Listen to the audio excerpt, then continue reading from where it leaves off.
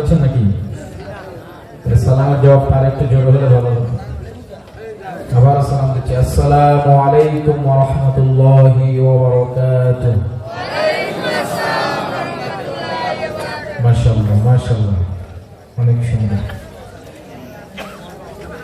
আল্লাহ সুবহানাহু ওয়া তাআলা তিনি আমাদেরকে সেই সমস্ত আলোচনাগুলি করার সুযোগ করে দেন যেগুলো দ্বারা আমার এবং আপনার সকলের আমল করার সুযোগ হবে ইনশাআল্লাহ, এবং সেই সমস্ত জমান থেকে কথাগুলো বলার তৌফিক দান করুন যেগুলো আমার আপনার জন্য প্রয়োজন।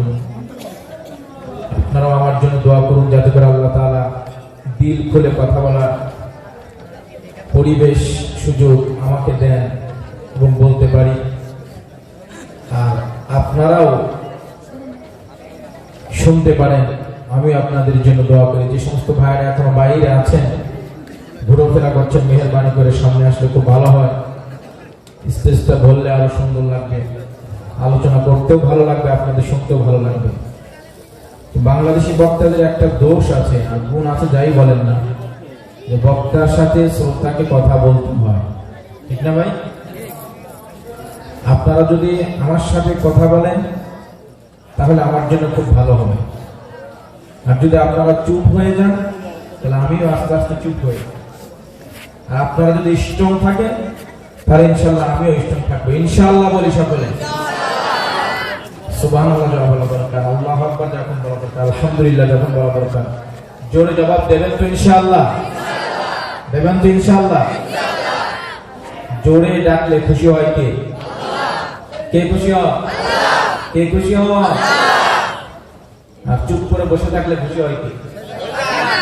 আমরা কি শয়তানকে খুশি করাবো না আল্লাহকে? এখানে কি শয়তানকে খুশি করানোর জন্য এসেছি নাকি আল্লাহকে? কারা কারা আল্লাহকে ভালোবাসেন হাত উঁচু করেন তো। আল্লাহু আকবার বলেন। আল্লাহু আকবার। আরো জোরে আল্লাহু আকবার। আলহামদুলিল্লাহ আলহামদুলিল্লাহ নাহমাদুহু ওয়া নাস্তাঈনুহু ওয়া নাস্তাগফিরুহু ওয়া নু'মিনু বিহি ওয়া নাতাওয়াক্কালু আলাইহি ওয়া না'উযু বিল্লাহি মিন শুরুরি আনফুসিনা ওয়া মিন sayyiati a'malina man yahdihillahu fala mudilla lahu wa man yudlilhu fala hadiya lahu ونشهد أن لا إله إلا الله وحده لا شريك له ونشهد أن سيدنا ونبينا وحبيبنا ومولانا محمدا عبده ورسوله أرسله بالحق بشيرا ونذيرا وداعيا إلى الله بإذنه وسراجا وقمرا منيرا فقد قال الله تعالى في كلامه المجيد وفرقانه الحميد أعوذ بالله من الشيطان الرجيم بسم الله الرحمن الرحيم إن الله وملائكته يصلون على النبي يا أيها الذين آمنوا صلوا عليه وسلموا تسليما সকলে নামাজে দুরূদ শরীফ পড়েন নামাজে দুরূদ শরীফ পড়েন আপনারা সকলে নামাজে দুরূদ শরীফ আল্লাহুম্মা সাল্লি আলা মুহাম্মাদ ওয়া আলা আলি মুহাম্মাদ কামা সাল্লাইতা আলা ইব্রাহিম ওয়া আলা আলি ইব্রাহিম ইন্নাকা হামিদুম মাজিদ اللهم بارك على محمد وعلى آل محمد كما باركت على إبراهيم وعلى آل إبراهيم إنك حميد مجيد بلغ العلا بكماله كشف الرجى بجماله حسنت جميع خصاله صلوا عليه وآله لا إله إلا الله جل لا إله إلا الله جل لا আল্লাহর সাথে কারো রাগ আছে ভাই? আল্লাহর সাথে কারো রাগ আছে? ঝগড়া আছে? মারামারি করছেন? রাগারাগি করেছেন? মহব্বত আছে? জোরে লা ইলাহা ইল্লাল্লাহ জোরে লা ইলাহা ইল্লাল্লাহ জোরে চন্দ্র সূর্য সপ্ত আকাশ পাহাড় সাগর নদী যদি কোনোদিন থমকে দাঁড়ায় কিংবা ভেঙে যায়, যদি চন্দ্র সূর্য সপ্ত আকাশ পাহাড় সাগর নদী যদি কোনোদিন থমকে দাঁড়ায় কিংবা ভেঙে যায়, যদি আমাদের ঈমান তিল পরিমাণ মলিন হবে না, তবু আমাদের জবান গেয়ে যাবে শান আল্লাহ আমাদের প্রভু লা ইলাহা ইল্লাল্লাহ জোরে লা ইলাহা ইল্লাল্লাহ জোরে লা ইলাহা ইল্লাল্লাহ জোরে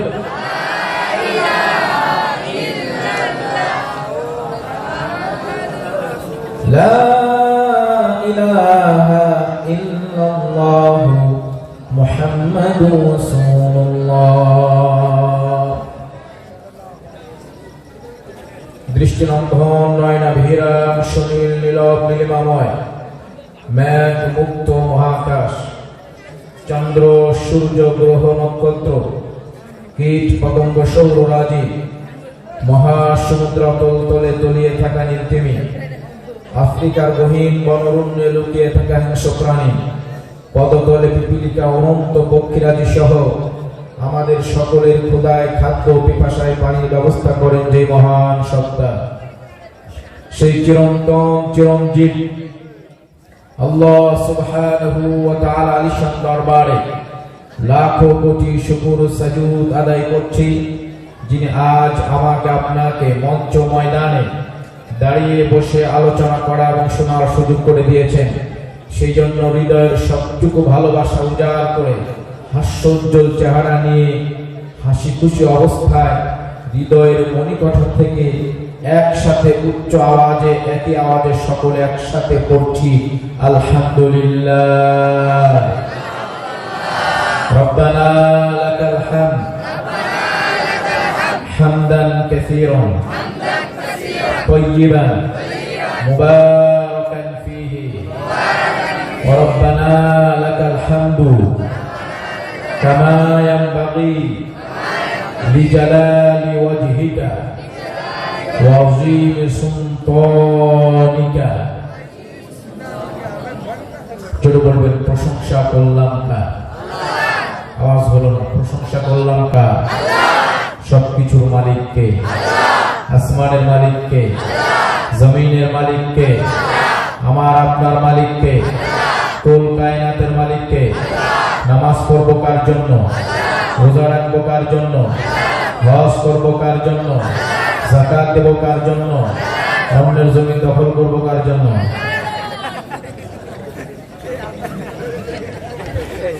জমি দখল করা যাবে?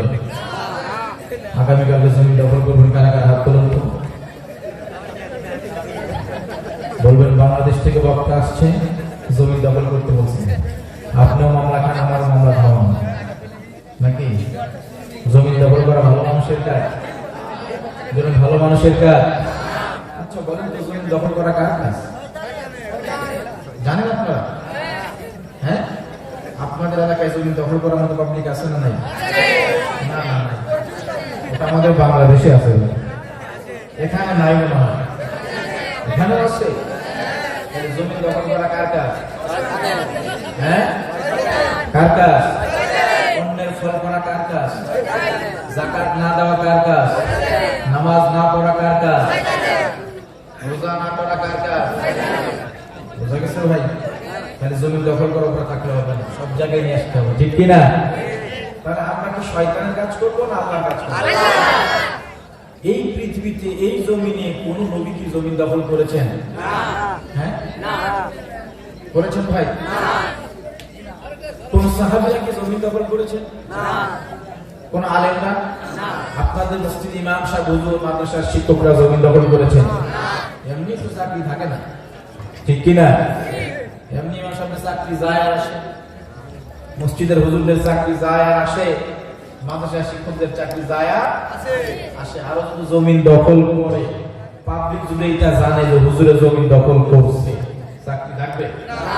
আসর করাইলে মাগরিবের আগে বলবেন হুজুর বাড়িতে না, ঠিক কিনা? তাহলে এই জমিন দখল করা কার কাজ?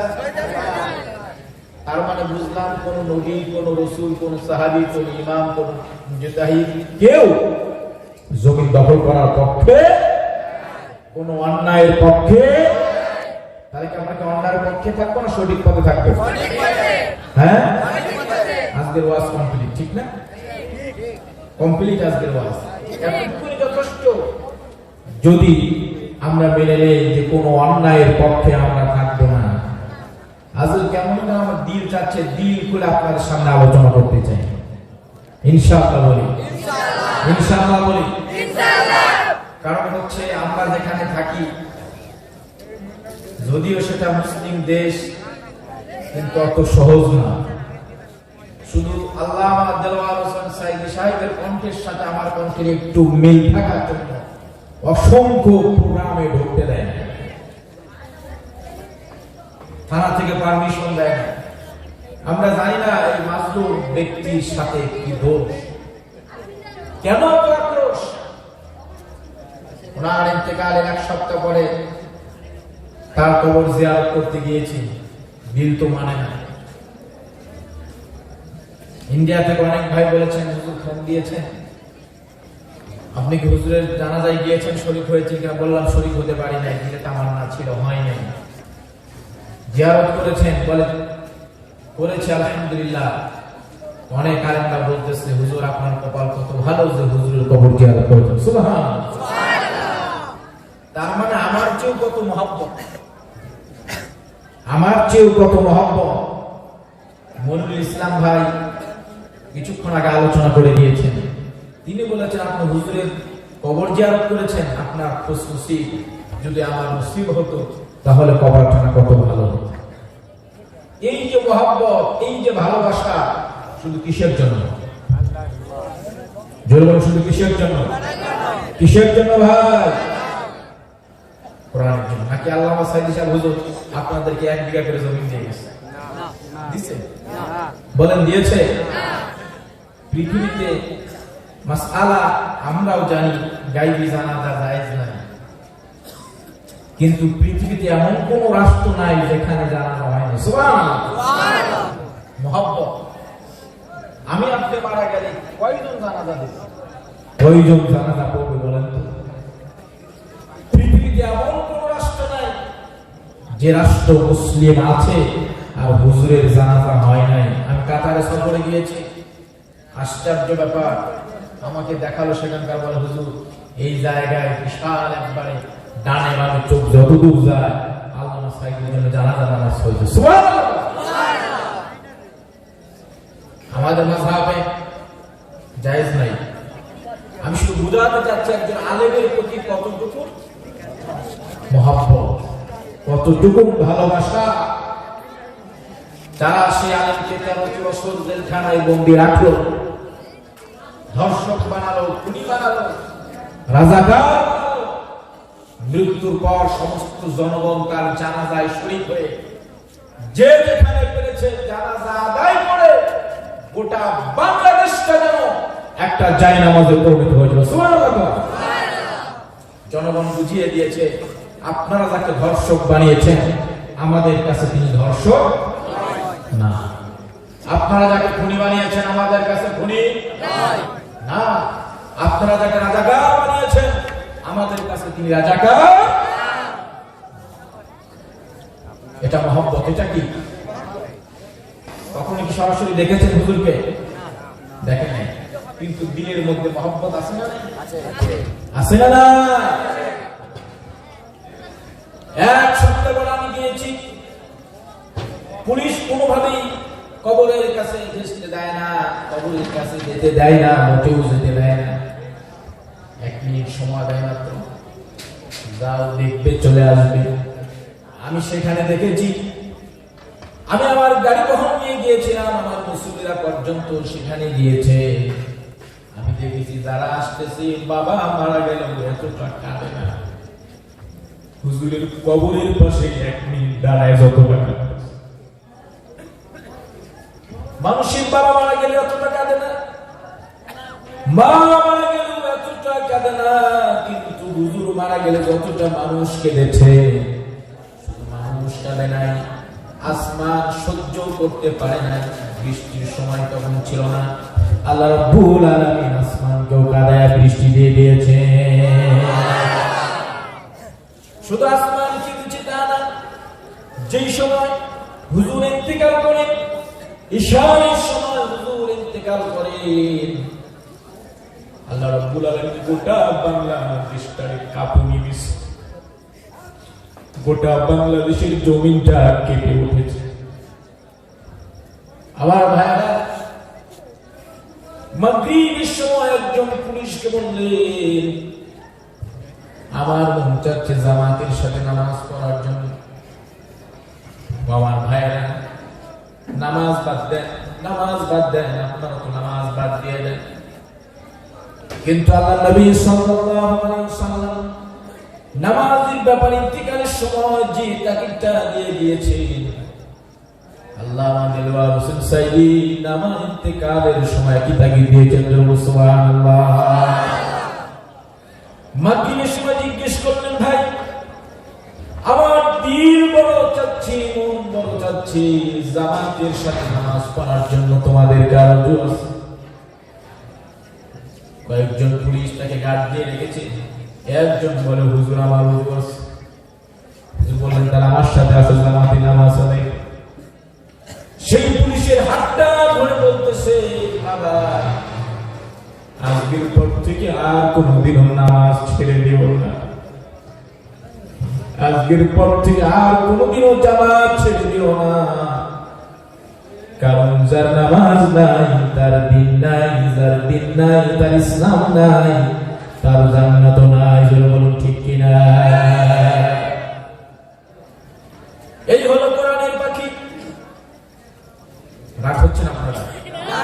বিরক্ত হচ্ছে না? কলিজা ফেটে যায়। অনেক জায়গায় প্রোগ্রামে আসে আপনাদের এখানে, মানুষেরা বলে, হুজুর আল্লামা সাইদির কথা দিল খুলে বলে আমরা শুনি, কারণ আপনারা সেখানে বলতে পারেন না। যদি কোন ইমাম বলতে চায়, কোন মুফাসসির যদি বলতে চায়, তাফসীর বন্ধ হয়ে যায়, মসজিদের ইমামতি চলে যায়, মাদ্রাসার শিক্ষকতার চাকরিটাও চলে যায়। দুনিয়ার মানুষের নিকট খারাপ বানানোর জন্য যা কিছু করেছে, আল্লাহ বলেন শোনো, কোন ব্যক্তি যদি আমার কাছে ভালো হয়ে যায়, কোন ব্যক্তি যদি আমার কাছে ভালো হয়ে যায়, দুনিয়ার মানুষ সব যদি তাকে খারাপ বলে, তবুও কোনো যায় আসে না। দুনিয়ার মানুষকে আমাকে বাঁচাবে ভাই? আপনারা আমাকে যত ভালোই বলেন না কেন, আমি যদি আল্লাহর কাছে ভালো না হই, তাহলে রক্ষা আছে? বলেন রক্ষা আছে? রক্ষা নেই। আর যদি আল্লাহর কাছে ভালো হই, আপনারা আমার যতই খারাপ বলেন না কেন, ঠিক কিনা?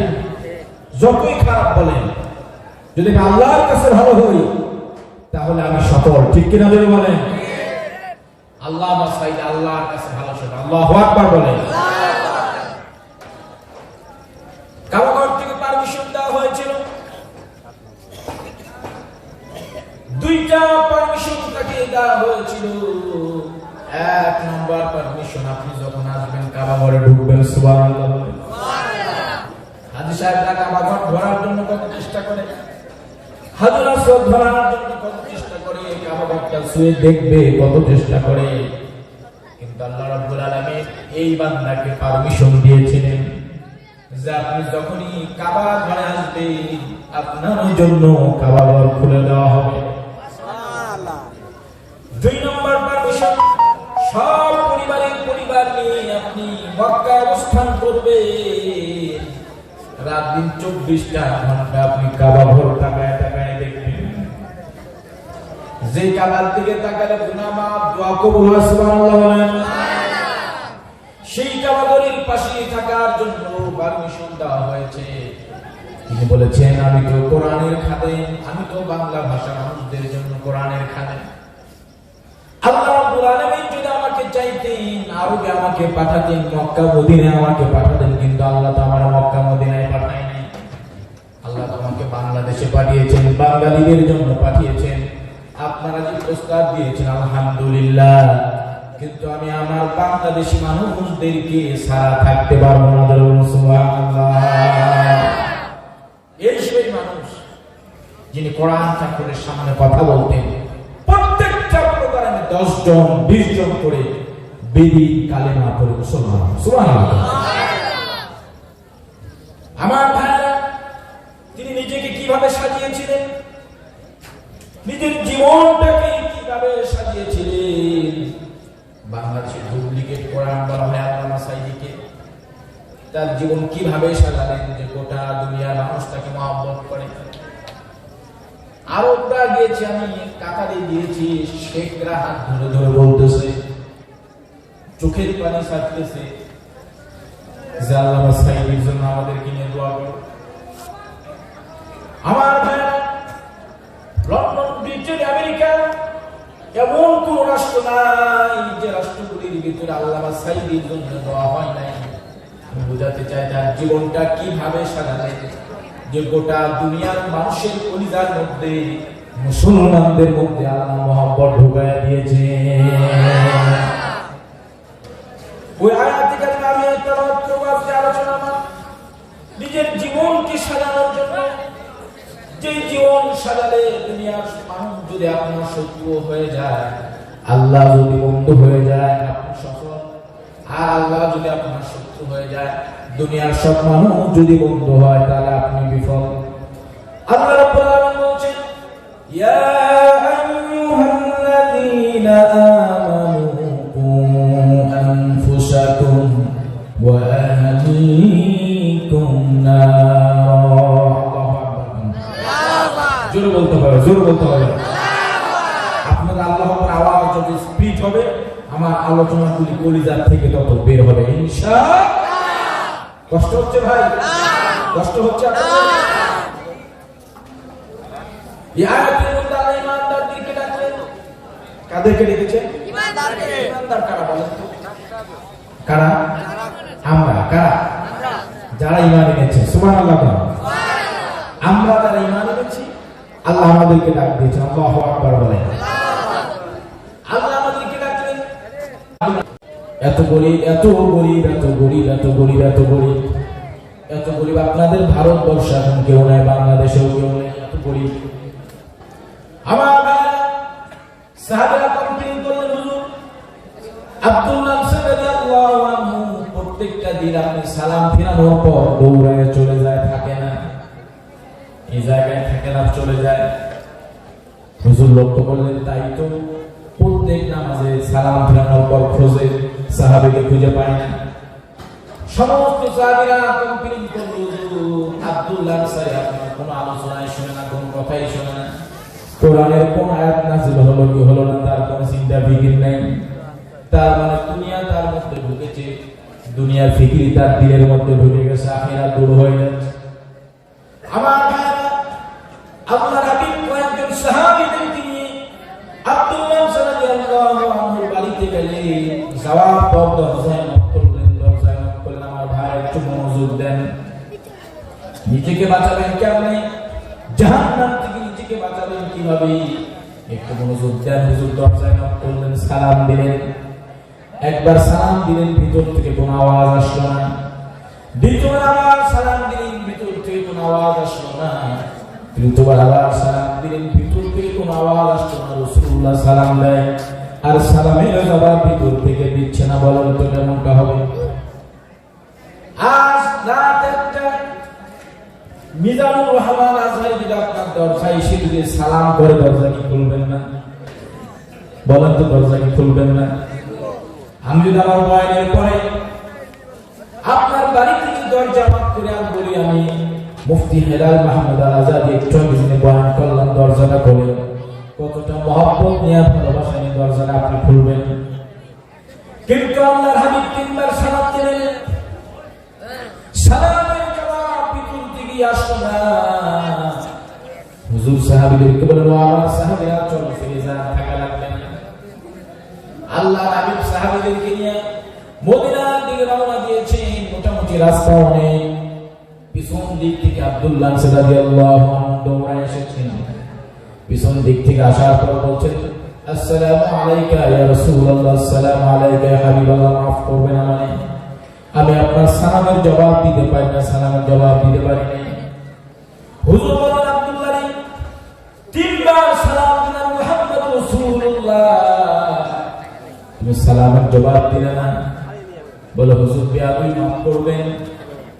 আমার ভাইরা, আল্লাহ নবী বলেন সাহাবীরা, আমার সাহাবীরা তোমার ব্যাপারে বারবার কমপ্লেইন করে যে নামাজের পরে তুমি মোটো মদিনার মসজিদে বসো না, কোরআন নাযিল হয়, কারণটা কি? কোরআন নাযিল হয় তুমি শোনো না, মুহাম্মদ রাসূলুল্লাহ মাসআলা বলি দিনে বিষয়ে আলোচনা করি, তুমি শোনো না কেন? আব্দুল্লাহ রাদিয়াল্লাহু আনহু চোখ দিয়া পানিগুলো ছেড়ে দিয়েছে। আমারও দিন চাই মুসাইদ আপনার আলোচনা শুনি, কিন্তু শুনতে পারি না। শোনার মতো ওই হিম্মত আমার নাই। হুজুর বললেন, সাহাবীরা কেন, কি হয়েছে? বলে, ইয়া রাসূলুল্লাহ, ইয়া হাবিবাল্লাহ, আমরা স্বামী স্ত্রী, আমাদের একজন ছেলে একজন মেয়ে আছে, আমাদের ঘরের মধ্যে মাত্র একটা পোশাক।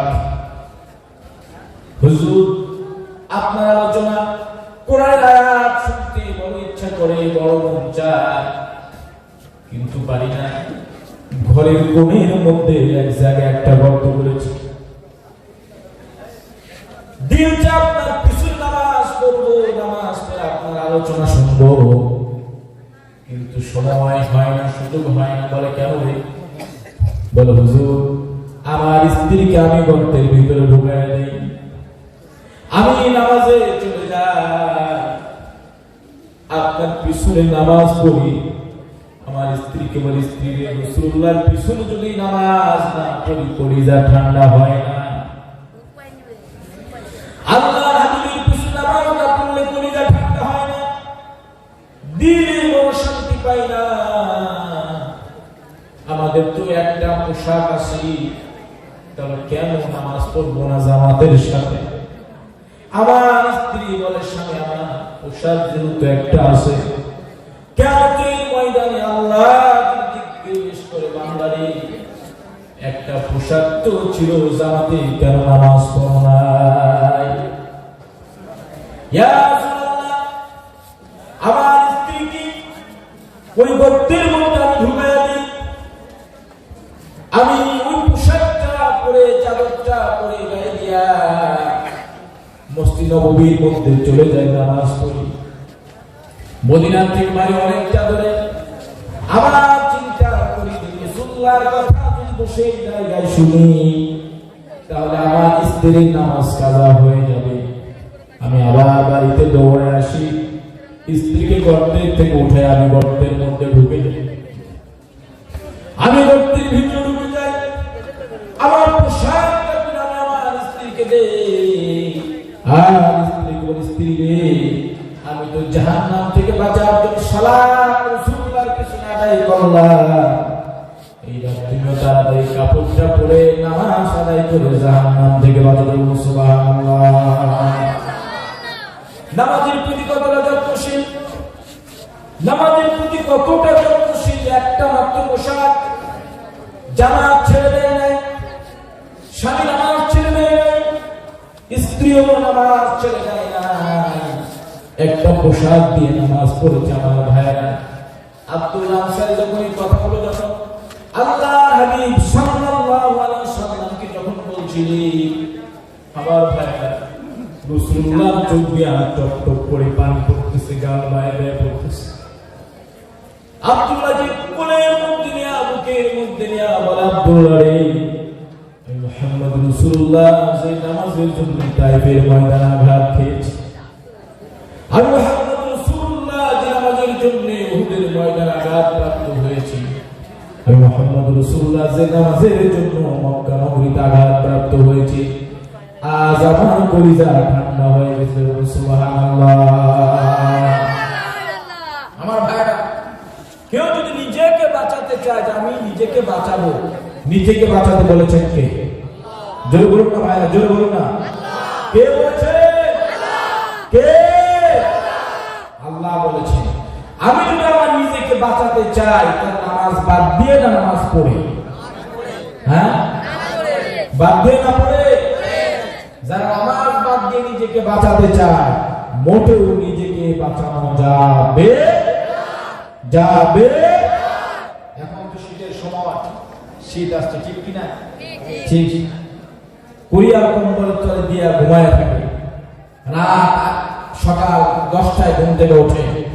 বুড়া বুড়া মানুষগুলি ফজরের সময় আযান হলে উঠে নামাজে আসে, আর যুবকরা 9টার সময় ঘুম থেকে কম্বল থেকে মাথা বের করে বলে রুটি উঠছে। কত বড় বুড়া! 10টার সময় কম্বল থেকে মাথা বের করে বলে রুটি উঠছে। যে কম্বলে তুমি আরাম মনে করেছো, সেই কম্বলই তোমাকে জাহান্নামের আগুনে জ্বালাবে। বলুন ঠিক কিনা? আল্লাহ নিজেকে বাঁচাতে বললেন, বাঁচাও। আজকে কয় তারিখ? 12 তারিখ। আসতেছে 14 ফেব্রুয়ারি। হ্যাঁ, 13 তারিখ হয়ে গেছে না? আলহামদুলিল্লাহ। আসতেছে কত তারিখ ভাই? 14। কি দিবস এটা? যুবকরা বলেন হ্যাঁ, ভালোবাসা দিবস না বেহায়া দিবস? ভালোবাসা দিবস না শয়তানি দিবস? মুসলমানদের নির্দিষ্ট করে কোনো ভালোবাসার দরকার নাই, ঠিক কিনা জোরে বলেন? এমনি তো ভালোবাসা মৃত্যু পর্যন্ত মাকে ভালোবাসতে হবে, ঠিক কিনা? মৃত্যু পর্যন্ত পিতাকে ভালোবাসতে হবে, মৃত্যু পর্যন্ত বোনকে ভালোবাসতে হবে, মৃত্যু পর্যন্ত প্রতিবেশীকে ভালোবাসতে হবে। মুসলমানদের নতুন করে 14 ফেব্রুয়ারি দরকার। কোন মুসলমানের সন্তান এই 14 ফেব্রুয়ারি একটা ফুল নিয়ে আসে না? ফুল নিয়ে ঘুরবে, আসে না ভাই?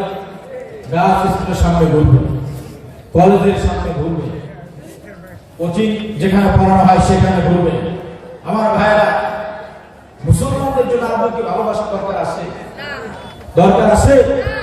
হ্যাঁ, বলে কুত্তা পাগল হয় কোন দিন? বলে কার্তিক মাস আসলে। কি মাস আসলে? ও ভাই বলেন না, কি মাস আসলে? কোন মাস? আর তোর যুবক পাগল হয় 14 ফেব্রুয়ারি আসলে, ঠিক কিনা?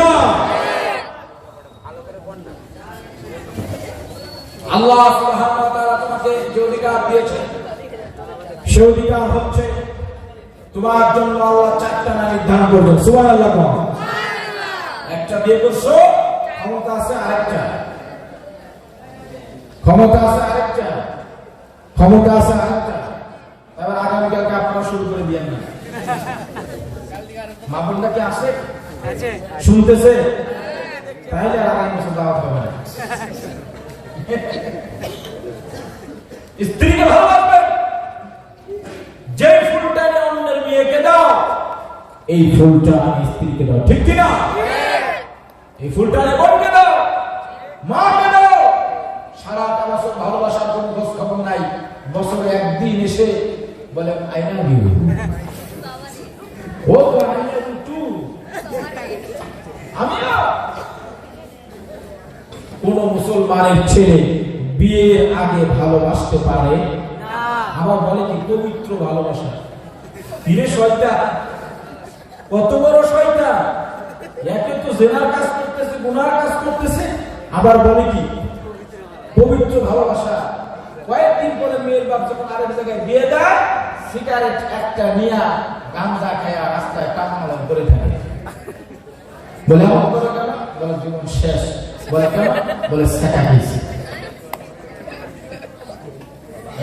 ভালোবাসা শেখা খায় নাকি ভাই? কিন্তু ভালোবাসা তো সেটা হবে যেটার মধ্যে বরকত দিবেন কে? তিনি কে? তিনি কে? তিনি কে? সেই বন্ধন আমার ইমাম সাহেবরা জুড়ে দেয়। আজকে তো বর্তমান ইমাম সাহেবদের 5 জায়গায় চাকরি। কয় জায়গায় চাকরি ভাই? আঙ্গুল উঠান, আঙ্গুল উঠান, আঙ্গুল উঠান। ইমাম সাহেবের চাকরি কয় জায়গায়? এ সারা ইমাম সাহেবের আপনি জানেন ঠিক কিনা? এক জায়গা কি জানেন? জোড়া লাগানো। ও ভাই কি লাগানো? জোড়া লাগানো কারে কয়? কোনটা? বিয়ে পড়া। কোনটা? আরেকটা জোড়া ছাড়া। কত বড় চাকরি! আরেকটা কি? জোড়া। একটা জোড়া লাগানো, আরেকটা কি? জোড়া ছাড়া। 3 নম্বর কেউ যদি মরে যায়, ঠিক কিনা? হুজুর হুজুর আমার কি হয়েছে? তোমার সাথে কি হয়েছে? বলো হুজুর গোসল দেবো কেমনে? জানালা দেবো? তুমি কিচ্ছুই পারবে না, সব দায়িত্ব আপনার। 3 নম্বর মিলাদ পড়ানো। কি পড়ানো? 4 নম্বর মিলাদ পড়ানো। কি পড়ানো? 5 নম্বর কি? বাড়ি উদ্বোধন করা। কি উদ্বোধন করা? 2 10 লাখ 20 লাখ 1 কোটি টাকা দিয়ে বাড়ি করছে, হুজুর দোয়া করছে, হুজুর হাদিয়া দিয়েছে 50 টাকা। সর্বনাশ! বাড়ি করছে 1 কোটি টাকা, হুজুর হাদিয়া দিয়েছে 50 টাকা। বল হুজুর ঋণে ভরে গেছি, ঋণে ভরে গেছি। আর ঋণে নাই তো খরচ করছে কত? বল হুজুর বিরাটের আমার করছে প্রায় 2-3 লাখ টাকা চলে গেছে। 70,000 1 লাখ টাকা দিয়ে গরু কিনে হুজুরকে দিয়ে গরু জবাই করে 20 টাকা দেয়। কয় টাকা দেয় ভাই? 20 টাকা। কয় টাকা? 20 টাকা। বিয়ে করার কাজে শত 2-3,000 টাকা দেয়। আর ইমাম সাহেব যিনি বিয়ে করা ওরে 100 টাকা দেয়। ঠিক কিনা? দুর্বল ঠিক কিনা? ইমামতির কোন জায়গায় নিয়ে গেছে? ওই যে একজন মানুষ কেমন এই কথা বলে, যার নাই কোনো গতি সে নাকি করে ইমাম, যার নাই দিন নাই সেই লোকে নাকি ইমামতি করে। কথা বাস্তব ভাই, কথা কি? ইমাম সাহেব তো তিনি সমাজের বিচারের জন্য সর্বপ্রথম যে চেয়ারটা রাখা হবে সেটা ইমাম সাহেবের জন্য। সুবহানাল্লাহ, সুবহানাল্লাহ। সমাজের মধ্যে বিচার হচ্ছে, কোন ইমাম সাহেব যদি বিচারের ময়দানে যায়, দুর্নীতি হবে ভাই? দুর্নীতি হবে? দুর্নীতি হবে? দুর্নীতি হলে চাকরি থাকবে না। দুর্নীতি কি থাকবে না? চাকরি থাকবে না। ইমাম সাহেবকে রাখার দরকার যে সমস্ত কাজে প্রথম ফার্স্ট টাইমে। আর ইমাম সাহেবকে রেখেছি যত নিম্নমানের কাজ, যত নরম কাজ, আর যত ছোট কাজ, সেই কাজ হুজুরের জন্য। আমার ভাইরা, এগুলো হচ্ছে আমাদের সমাজের মধ্যে ব্যর্থতা, অসঙ্গতি। যতদিন পর্যন্ত ইমাম সাহেবকে সামনে না নিয়ে আসতে পারবেন, ততদিন পর্যন্ত এই সমাজ পরিবর্তন, সমাজ পরিবর্তন। আল্লাহর হাবিব মসজিদের ইমাম, মুস্তানবির মধ্যে ইমাম, আবার বিচারের ময়দানে তিনি প্রধান বিচারক। সুবহানাল্লাহ। হুজুর ইন্তেকাল করলেন, আবু বকর মসজিদের ইমাম, আবার বিচারক জায়গায় তিনিও প্রধান বিচারক। আবু বকর ইন্তেকাল করলেন, হযরত ওমর আসলেন, হযরত ওমর মসজিদের ইমাম, বিচারের জায়গায় তিনি প্রধান বিচারক। সুবহানাল্লাহ বলবেন না? উসমান আলী, মুয়াবিয়া, অন্যান্য সাহাবীরা যারা দায়িত্ব পেয়েছেন, খেলাফতের দায়িত্ব যারা পেয়েছেন, মসজিদে ইমামতি করতেন, আর প্রধান বিচারপতির আসনটা তার জন্য চেয়ে বলুন ঠিক কিনা? আজ যদি আমাদের সমাজের মধ্যে বিচারের আসনটা ইমাম সাহেবকে দেওয়া হতো, আল্লাহর কসম করে বলি কোনো অন্যায় হতো না। এমনি চাকরি থাকে না, ইমাম সাহেব যদি ঘুষ খায়, এমনি তো চাকরি থাকে না। আর ইমাম সাহেব ঘুষ খায়, চাকরি থাকবে ভাই? হ্যাঁ, টাকায় বিচার কি হচ্ছে? পরিবর্তন হচ্ছে। উনিও 5,000 টাকা নিয়ে আপনাদের বাজারে যায় 5 কেজি গোশত কিনে ছেলে মেয়ে সবাই নিয়ে খাচ্ছে। যে অন্যায়টা আপনি করলেন, কিয়ামতের ময়দানে বিচারক থাকবেন কে? জনগণ বিচারক কে? সে আল্লাহ সবার সামনে আপনার বিচার আগে করবে। আল্লাহু আকবার বলেন। আল্লাহ বিচার করতে এই জন্য আল্লাহ বলছেন আলাইসাল্লাহু বিআহকামিল হাকিমিন, আল্লাহর চেয়ে বড় বিচারক কেউ আছে নাকি? বলেন বালা, সবাই বলেন বালা। ওয়া আনা আলা যালিকা মিনাশ শাহিদিন, আল্লাহ আমরা সাক্ষ্য দিলাম আপনি অবশ্যই বিচারপতিদের। সুবহানাল্লাহ, আমরা সাক্ষ্য দিলাম আল্লাহ আপনি বিচার। আমার ভাইরা, ও আমার তরুণ ভাইরা, নিজেদেরকে কি বাঁচানো লাগবে? 14 ফেব্রুয়ারি আসলে নিজেদেরকে বাঁচানো লাগবে। গাছ স্কুল ছুটি হলে সেখানে দাঁড়ায় থাকা যাবে না, মেয়েদেরকে উত্তপ্ত করা যাবে না, মেয়েদেরকে ডিস্টার্ব করা যাবে না, ফ্রি অফ টাইমে মেয়েদেরকে মেসেজ দেওয়া লাগবে না। হ্যাঁ ভাই, মেসেজ দেওয়া যাবে? বিয়ের আগে মেসেজ আছে? হ্যাঁ, বলে আমি তোমার সারা বাঁচবো না, মরে যাবো, এই যে গেলাম। মেয়ের জন্য তরুণ আত্মহত্যা করে, নাউজুবিল্লাহ বলবেন। এক ছেলের জন্য নারী আত্মহত্যা করে, জীবন দিয়েছেন কে? জীবন দিয়েছেন কে? জীবন দিয়েছেন কে? কার জন্য আত্মহত্যা করতেছেন? মনে করতেছেন মূল্যবোধে খুব শান্তি। হ্যাঁ, মূল্যবোধে খুব শান্তি, ঠিক না? মরে নাকি, মরে নাকি, মরে নাকি। কবরে যখন বাসের গাড়ি শুরু হবে তখন চিন্তা করবে আল্লাহ বাঁচলেই ভালো ছিল, আল্লাহ বাঁচলেই ভালো ছিল। কার জন্য আপনি জীবন দিচ্ছেন? এই জীবনটা আল্লাহর দেওয়া দান। কার দেওয়া দান? আল্লাহর জন্য জীবন দিতে হবে, বলুন ঠিক কিনা? আল্লাহ বললেন তোমাকে বাঁচাও, নিজেকে আগে বাঁচাও। নিজের জীবনটা দেওয়া যাবে না, শুধু জীবন না, এই যে আঙ্গুলটাও কাটা যাবে না, রক্ত বের করা যাবে না। আমার ভাইরা যুবক আছে, নিজের হাত কেটে প্রেমিকার নাম লেখে আছে না? অনেক যুবক আছে নিজের হাত কাটে। হাত কাটা হারাম। হাত কাটা কি? হাত কাটা কি ভাই? রক্ত দিয়েছেন কে? রক্ত দিয়েছেন কে? নিজের হাত থেকে প্রেমিকার নাম লেখে। যা নিজের তাজা রক্ত দিয়ে তোমার নাম লেখলাম, আই লাভ ইউ। অনেক শয়তান আছে, হাত কাটতে যায় ভয় পায়, সারা রাত মশা মারে, মশা মারে, মশা মারে। একদিক দিয়ে মশা আলোক করে রাখে, মশারি সব মশা ঢোকে, সকালবেলা এই সমস্ত মশাগুলো মেরে মেরে রক্ত রাখে, পরে বলে নিজের তাজা রক্ত দিয়ে দিচ্ছে। শয়তান এইভাবে ধোঁকা দেয়। আমার বোন, যে সমস্ত ছেলেরা তোমাদেরকে পছন্দ করে, কথা বলতে বলতে 10 বার আই লাভ ইউ বলে, ওরা তোমার সাথে যাতে ফোনে কথা বলে আরো 10টা মেয়ের সাথে তেমন কথা বলে, ঠিক কিনা? আর যুবকদেরকে বলছে, যুবক ভাই আমার, তোমাদের সাথে যে সমস্ত মেয়েরা ফোনে কথা বলে বিয়ের আগে, মনে রাখবে তোমার সাথে যেমন কথা বলে আরো 5 জন ছেলের সাথে তেমনই কথা বলে। এটা কি আমার কথা? আল্লাহ। কার? কার? আল্লাহ বলেন ভালোর সাথে ভালো, খারাপের সাথে খারাপ। আপনি যদি 5টার সাথে প্রেম করেন, আপনার 10টার সাথে প্রেম করেন। বলুন ঠিক কিনা? বলুন ঠিক কিনা? আপনি 10টার সাথে প্রেম করেছেন, আপনার 25টার সাথে প্রেম করে আসছে আগে। যতই ভালো সাথে, আল্লাহ বলেছেন ভালোর সাথে ভালো, খারাপের সাথে খারাপ। আল্লাহ যদি এই কথা বলে ভাই, তাহলে বাঁচার রাস্তা আছে? বাঁচার রাস্তা আছে? এবার আমাকে মনে চিন্তা করতে, সর্বনাশ, আমি তো 3টার সাথে বলছিলাম, আল্লাহ না জানে বউ পাড়ের সাথে বলছি। সত্যি কথা, কিছু করার নাই ভাই। আল্লাহ তাআলার আয়াত, সূরা নূরের আয়াত, যে তুমি জানো বউ কি, বউ জানো, মেয়ে তুমি জানো, যুবক কপালে ওইটাই থাকবে, ভালোটা করবে না।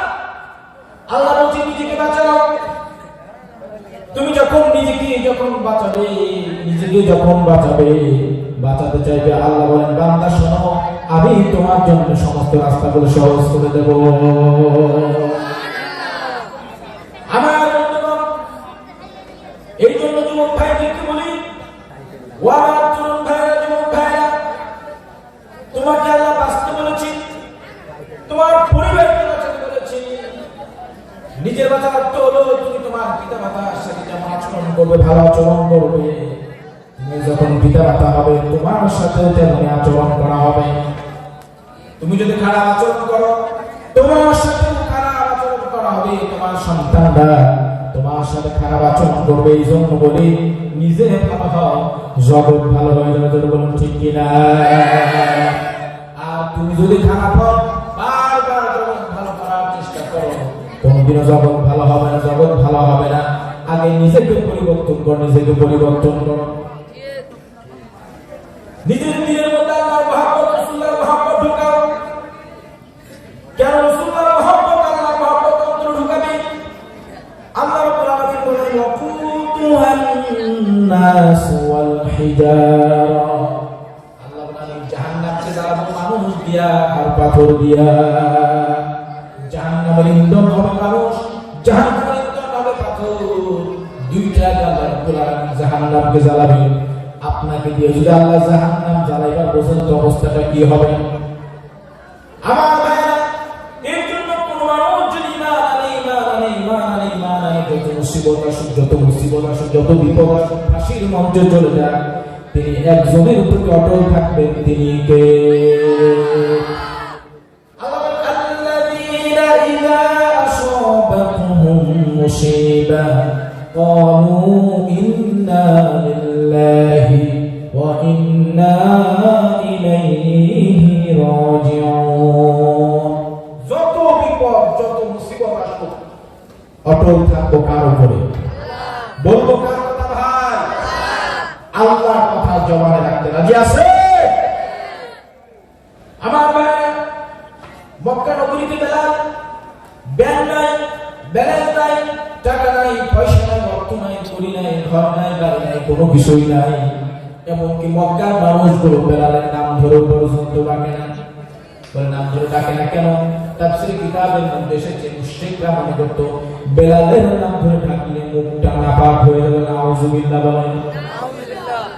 কতটা তাকে হীন মনে করত যে বেলালের নাম ধরে ডাকলে মুখটা নাপাক হয়ে যাবে। এই জন্য গোলাম বলে ডাক দেয়, বেলাল বলে কখনো ডাক দেয় না। আমার ভাই উমাইয়ার গোলাম প্রত্যেকটা দিন উমাইয়া কাবা ঘর তওয়াফ করে, কাবা ঘর তওয়াফ করে, কাবা ঘর তওয়াফ করে।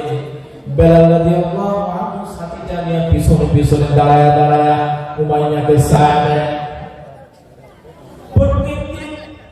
আচ্ছা ভাই বলেন তো, একজন মুশরিক প্রত্যেকদিন লাখো বার যদি কাবা ঘর তওয়াফ করে সওয়াব হবে? সওয়াব হবে? মুশরিক জিমা মানে নাই, সে যদি 1 কোটি বার কাবা ঘর তওয়াফ করে সওয়াব হবে ভাই? সওয়াব হবে ভাই? উমাইয়া তওয়াফ করে, বেলাল রাদিয়াল্লাহু আনহু সাথী জিনিয়া তার পিছনে পিছনে দাঁড়ায় দাঁড়ায় ঘুরে। কিন্তু একদিন বেলালের খুব মন চাইল, দিলের মধ্যে মন চাইল। কি মন চাইল? যে কাবা ঘরটা শুয়ে শুয়ে দেখবে তো সুবহানাল্লাহ। আল্লাহর হাবিব এখনো নবুয়ত পান নাই, নবুয়ত এখনো পান নাই। নবুয়ত পাওয়ার আগেকার কাহিনী। বেলালের মনের মধ্যে বড় আকাঙ্ক্ষা, বড় তামান্না, কাবা ঘরটা শুয়ে দেখবে। কিন্তু বেলাল এমন একটা জায়গায় থাকে, বেলালকে এত খারাপ মনে করে যে মানুষ বেলালের নাম মুখ দিয়ে নেয় না। ওই লোকটা যদি কাবা ঘরটা শোয়, তাহলে কি বিপদ হয় বলেন তো? যার নাম মুখে মানুষ নেয় না, নাপাক মনে করে, যদি কাবা ঘরটা শোয় তাহলে কি বিপদ হবে? তার চিন্তা করেন তো। আমার ভাইরা, একদিন দিনের মধ্যে কাবার মহব্বত, প্রেম, বড় ভালোবাসা জাগলো। উমাইয়ার পিছনে ঘুরতেছে সাদা, বেলাল মনে মনে বলতেছে, কাবার মালিক তুমি এত নিষ্ঠুর কেন? তুমি শুধু ধনীদের জন্য, গরিবদের জন্য না, এমন অপরাধ করো না যে আমি বেলাল যদি কাবা ঘরটা সই তাহলে নাকি নাপাক হয়ে যাবে। আল্লাহ তুমি কি ধনীদেরকেই ভালোবাসো? কাবার মালিক তুমি কি ধনীদেরকেই ভালোবাসো? দিলের মধ্যে বড় তামান্না, আজকে জানলে বেলাল কাবা ঘরটা শুয়ে দেখবে, আমার এই তামান্না আমি এখন গানে ছাতাটাকে পিছু পিছু ঘুরতেছে। মানুষ বলে যেখানে নাকি বাঘের ভয় সেই জায়গায় নাকি রাত হয়। উমাইয়া কোনদিনও পিছনে তাকায় না, কোনদিনও পিছনে তাকায় না। আর বেলাল যখন হাতটা ধরেছে এইভাবে ছাতাটা ধরে আছে বাম হাতে, ডান হাতটা কাবা ঘরে লাগিয়েছে। যেই লাগিয়েছে অমনে উমাইয়া তার চেহারা পিছন দিকে ফিরেছে, দেখে ফেলেছে। চিৎকার করে বেলাল কাবা ঘরটারে তো নাপাক বানায় দিয়ে নাউজুবিল্লাহ জোরে বলে। কাবা ঘরটাকে নাপাক বানায় দিলি কেন? কাবা ঘরটা ছুঁই এই বলে এমন একটা জোরে থাপ্পড় মেরেছে, বেলালের গালের মধ্যে থাপ্পড় মেরেছে।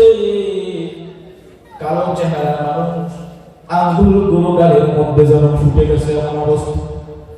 চোখের পানি গড়াচ্ছে, বলে কাবার মালিক তুমি এমন শুধু ধনী মানুষ গুলারে পছন্দ করো, গরিব গুলারে পছন্দ করো না। আর গোলাম হওয়ার জন্য তোমার ঘরটা আমি শুয়ে দেখতে পারি না, আমারে মারে। ও কাবার মালিক, একই রক্ত দিয়ে তো শরীরে ধনীরা কাবা ঘর শুইলে কাবা ঘর পবিত্র হয়ে যায়, আর আমি বেলাল শুইলে কাবা ঘর বলে নাপাক হয়ে যায়। আমার ভাইরা চোখের পানি গুলা পড়তেছে, উমাইয়া পিছনে ছাতা ধরে আসে কিনা চোখের পানি গুলা কাবা ঘর যেন তোয়াব করতেছে। আল্লাহ হাবিব সাল্লাল্লাহু আলাইহি ওয়াসাল্লাম তাওহীদ প্রচার করলেন, ঈমান আনলেন, কষ্ট করলেন, সব আপনারা জানেন। আমি শুধু মূল ঘটনাটা বলার জন্য চেষ্টা করতেছি। রাসূলুল্লাহ মক্কা থেকে মদিনায় হিজরত করেছেন। মদিনা থেকে 10,000 বাহিনী নিয়ে আল্লাহ হাবিব সাল্লাল্লাহু আলাইহি ওয়াসাল্লাম মক্কা আক্রমণ করেছেন। কোন দাঙ্গা ফাসাদ ছাড়াই পুরো মক্কা রাসূলুল্লাহ নিয়ন্ত্রণে আল্লাহ বিজয় দান করেছেন। বিজয় হওয়ার পরে নামাজের সময় হয়ে গেছে। হুজুর বলে বেলাল রে কোথায় আছো? আযান দাও, সুবহানাল্লাহ। অসংখ্য সাহাবীরা আছে, আল্লাহ হাবিব কারণ নিলেন না, কারণ নিলেন না। বেলাল বললেন বেলাল আযান দাও, আযান দাও। রব্বুল আলামিন পারমিশন দিয়েছে তোমার আযান দেওয়ার জন্য। বেলাল বলতেছে রাসূলুল্লাহ কোন দিকে ফিরে আযান দেব? মানুষ তো মক্কার দিকে ফিরে আযান দেয়, মক্কার সামনে দাঁড়ায় আছে, কোন দিকে ফিরে আযান দেব, কোন দিকে ফিরে আযান দেব?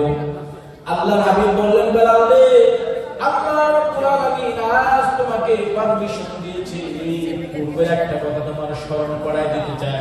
সেই পারমিশন হলো আজকে আযান হাসিল থেকে দিলে কাজ হবে না। আজকে প্রথম যে আযানটা হবে তুমি কাবা ঘরের উপরে ওঠো, সুবহানাল্লাহ, আল্লাহু আকবার বলেন। কাবা ঘরের উপরে ওঠো তুমি। আমার ভাইরা এইবার বেলাল কাবা ঘরের উপরে উঠেছে। বেলাল বলে হুজুর নিচে থাকলে দিকে ফিরে আযান দেয়, ওদিকে থাকলে ওদিকে ফিরে আযান দেয়। আমি তো কাবা ঘরের উপরে আছি, কোন দিকে ফিরে আযান দেব? হুজুর বললেন বেলাল রে আমি মুহাম্মদ রাসূলুল্লাহ চেহারার দিকে তাকায় তাকায় আযান দেয়। আযান আগে বেলাল বললেন বেলাল মনে পড়ে কি তোমার? বলে হুজুর কোন কথা? বলে মনে পড়ে কি তোমার? তুমি একদিন এই কাবা ঘরটা উমাইয়াকে নিয়ে তোয়াব করতেছিল, উমাইয়া তোয়াব করতেছিল, তোমার হাতে ছাতা ছিল। আজ থেকে 20-25 বছর আগেকার কাহিনী বলা হয়। বলে তোমার দিলের মধ্যে ছিল কাবা ঘরটা ছোঁয়া। সেই সময় তুমি কাবা ঘরটা ছুঁইতে পারো, মানুষ না পাকপানি করতো। তুমি সেদিন তোমার চোখের পানি ছেড়েছিল আর বলেছিল কাবার মালিক তুমি শুধু গরিব ধনীদেরকেই পছন্দ করো, গরিবদেরকে পছন্দ করো না। গরিবদেরকে পছন্দ করো না, ধনীদেরকে শুধু পছন্দ করো। আজ আল্লাহ তোমার কাবার উপর উঠায়া সেই সম্মান তোমাকে দিয়ে দিয়েছে। রাসূলুল্লাহ বলছেন বেলাল আমার কাবাও কালো, বেলালের চেহারাও কালো। সুবহানাল্লাহ। আমার ভাইরা ব্যাংক নাই, টাকা নাই, পয়সা নাই, অর্থ করে কোনো কিছুই নাই, শুধু দিলের মধ্যে ঈমান আছে। সুবহানাল্লাহ। হুজুর বলেন বেলাল রে কি এমন আমল করো, কি এমন আমল তোমার পায়ের আওয়াজ আমি জান্নাতের মধ্যে শুনতে পেয়েছি। নিজেকে কিভাবে পবিত্র করেছিল, নিজেকে কিভাবে পবিত্র করেছিল। আর যখন আযান হয়ে যায় মানুষ উযু করে, উযু করে নিজের পবিত্র করে। আমার ভাইরা, শরীর পাক হওয়া, পবিত্র হওয়া ফরজ। মানুষ মনে করে উযুর পানি ছাড়লাম, উযু করলাম আর নিজেকে পবিত্র বানালাম। সুদ খায়, ঘুষ খায়, হারাম খায়, আছে না নাই? আছে না নাই? অন্যের জমি দখল করে আছে না নাই? অন্যকে মারে আছে না নাই? হিংসা কলিজা দিয়া ভরা, বিদ্বেষ কলিজার মধ্যে ভরা, শত্রুতা কলিজার মধ্যে ভরা। তার শুনলে কত গঠন করা হয়েছে, যে হারামের টাকা, সুদের টাকা, ঘুষের টাকা, ভাইকে ঠকিয়েছে, বোনকে ঠকিয়েছে, এতিমকে ঠকিয়েছে, প্রতিবেশীকে ঠকিয়েছে, সব কিছু করে ওই বান্দা এখন আসছে মসজিদের ভেতরে নামাজ আদায় করবে, নামাজ পড়বে, সুন্দর করে খেয়ালটা ছেড়ে দিয়েছে। আমার ভাইরা, এইবার বলেন তো ওযু করতেছে আসলে পবিত্র হবে না? জোর পবিত্র হবে। যে জায়গায় নষ্ট নিয়ে এসেছে ঘুষের টাকা দিয়ে কেনা, আছে না নাই? আছে। আসে না না? সুদের টাকা দিয়ে কেনা। যে বদনা দিয়া বাড়ি ওযু করে, এটাও সুদের টাকা আছে। খাটের মধ্যে সেটাও সুদের টাকা আছে না না? সংখ্যায় কম না কম না বেশি? কম না বেশি? কম না বেশি? সুদের বাজার টকে আছে। সুদ এতটা খারাপ, এতটা খারাপ, এতটা খারাপ। কোন গরুর গায়ে যদি পোকা আসে, কি আসে? কি আসে ভাই? আমাদের বাংলাদেশে ট্রিটমেন্ট করে। কোন দেশে? বাংলাদেশে ট্রিটমেন্ট করে। কোন গরু, কোন মহিষ, কোন ছাগল, কোন ভেড়া, কোন দুম্বা, কোন প্রাণীর গায়ে যদি পোকা হয়, 7 জন সুদখোরের নাম লিখে ওই কাগজটা প্রাণীর গলায় ঝুলাইয়া দেয়। মুহূর্তের মধ্যে শরীর থেকে পোকা পড়ে যায়। সুবহানাল্লাহ, সুবহানাল্লাহ। ভাই কথা বুঝা গেছে আমার? বাংলাদেশে ট্রিটমেন্ট করা হয় এইভাবে। আপনাদের এখানে আছে কিনা জানি না? আছে?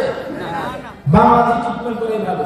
একটু বুঝেন, একটা গরুর গায়ে পোকা ধরেছে, সেই পোকা ভালো করার জন্য হাসপাতালে নিয়ে যায় না। 7 জন সুদখোরের নাম লেখে গরুর গলায় ঝোলায়া দেয়। সুদখোরের নামের এত পাওয়া খায়, পোকাও সহ্য করতে পারে না। এই সুদখোর যদি যায় নামাজে বসে বলে আল্লাহ জান্নাত চাই, আল্লাহ বলে তুই আগে মর, আগে মর, আগে মর। ঠিক কিনা? প্রত্যেকটা মুসলিম পরিবার সুদ দিয়া কি হয়েছে? সয়লাভ হয়ে গেছে। আগে পুরো এলাকার মধ্যে একটা বাড়ি খুঁজে পাওয়া যেত, ওই বাড়ি সুদ খায়, ওই বাড়ি সুদ খায়। সবাই বলতো ওই বাড়ি কি খায়? সুদ খায়। ওই বাড়ি খবরদার যাবে না, ছেলের সাথে মিলবে না। আর এখন পুরো এলাকার মধ্যে 2-1টা বাড়ি পাওয়া যায়, সুদ খায় না। ঠিক কিনা? ঠিক কিনা? কতটা পরিবর্তন হয়েছে।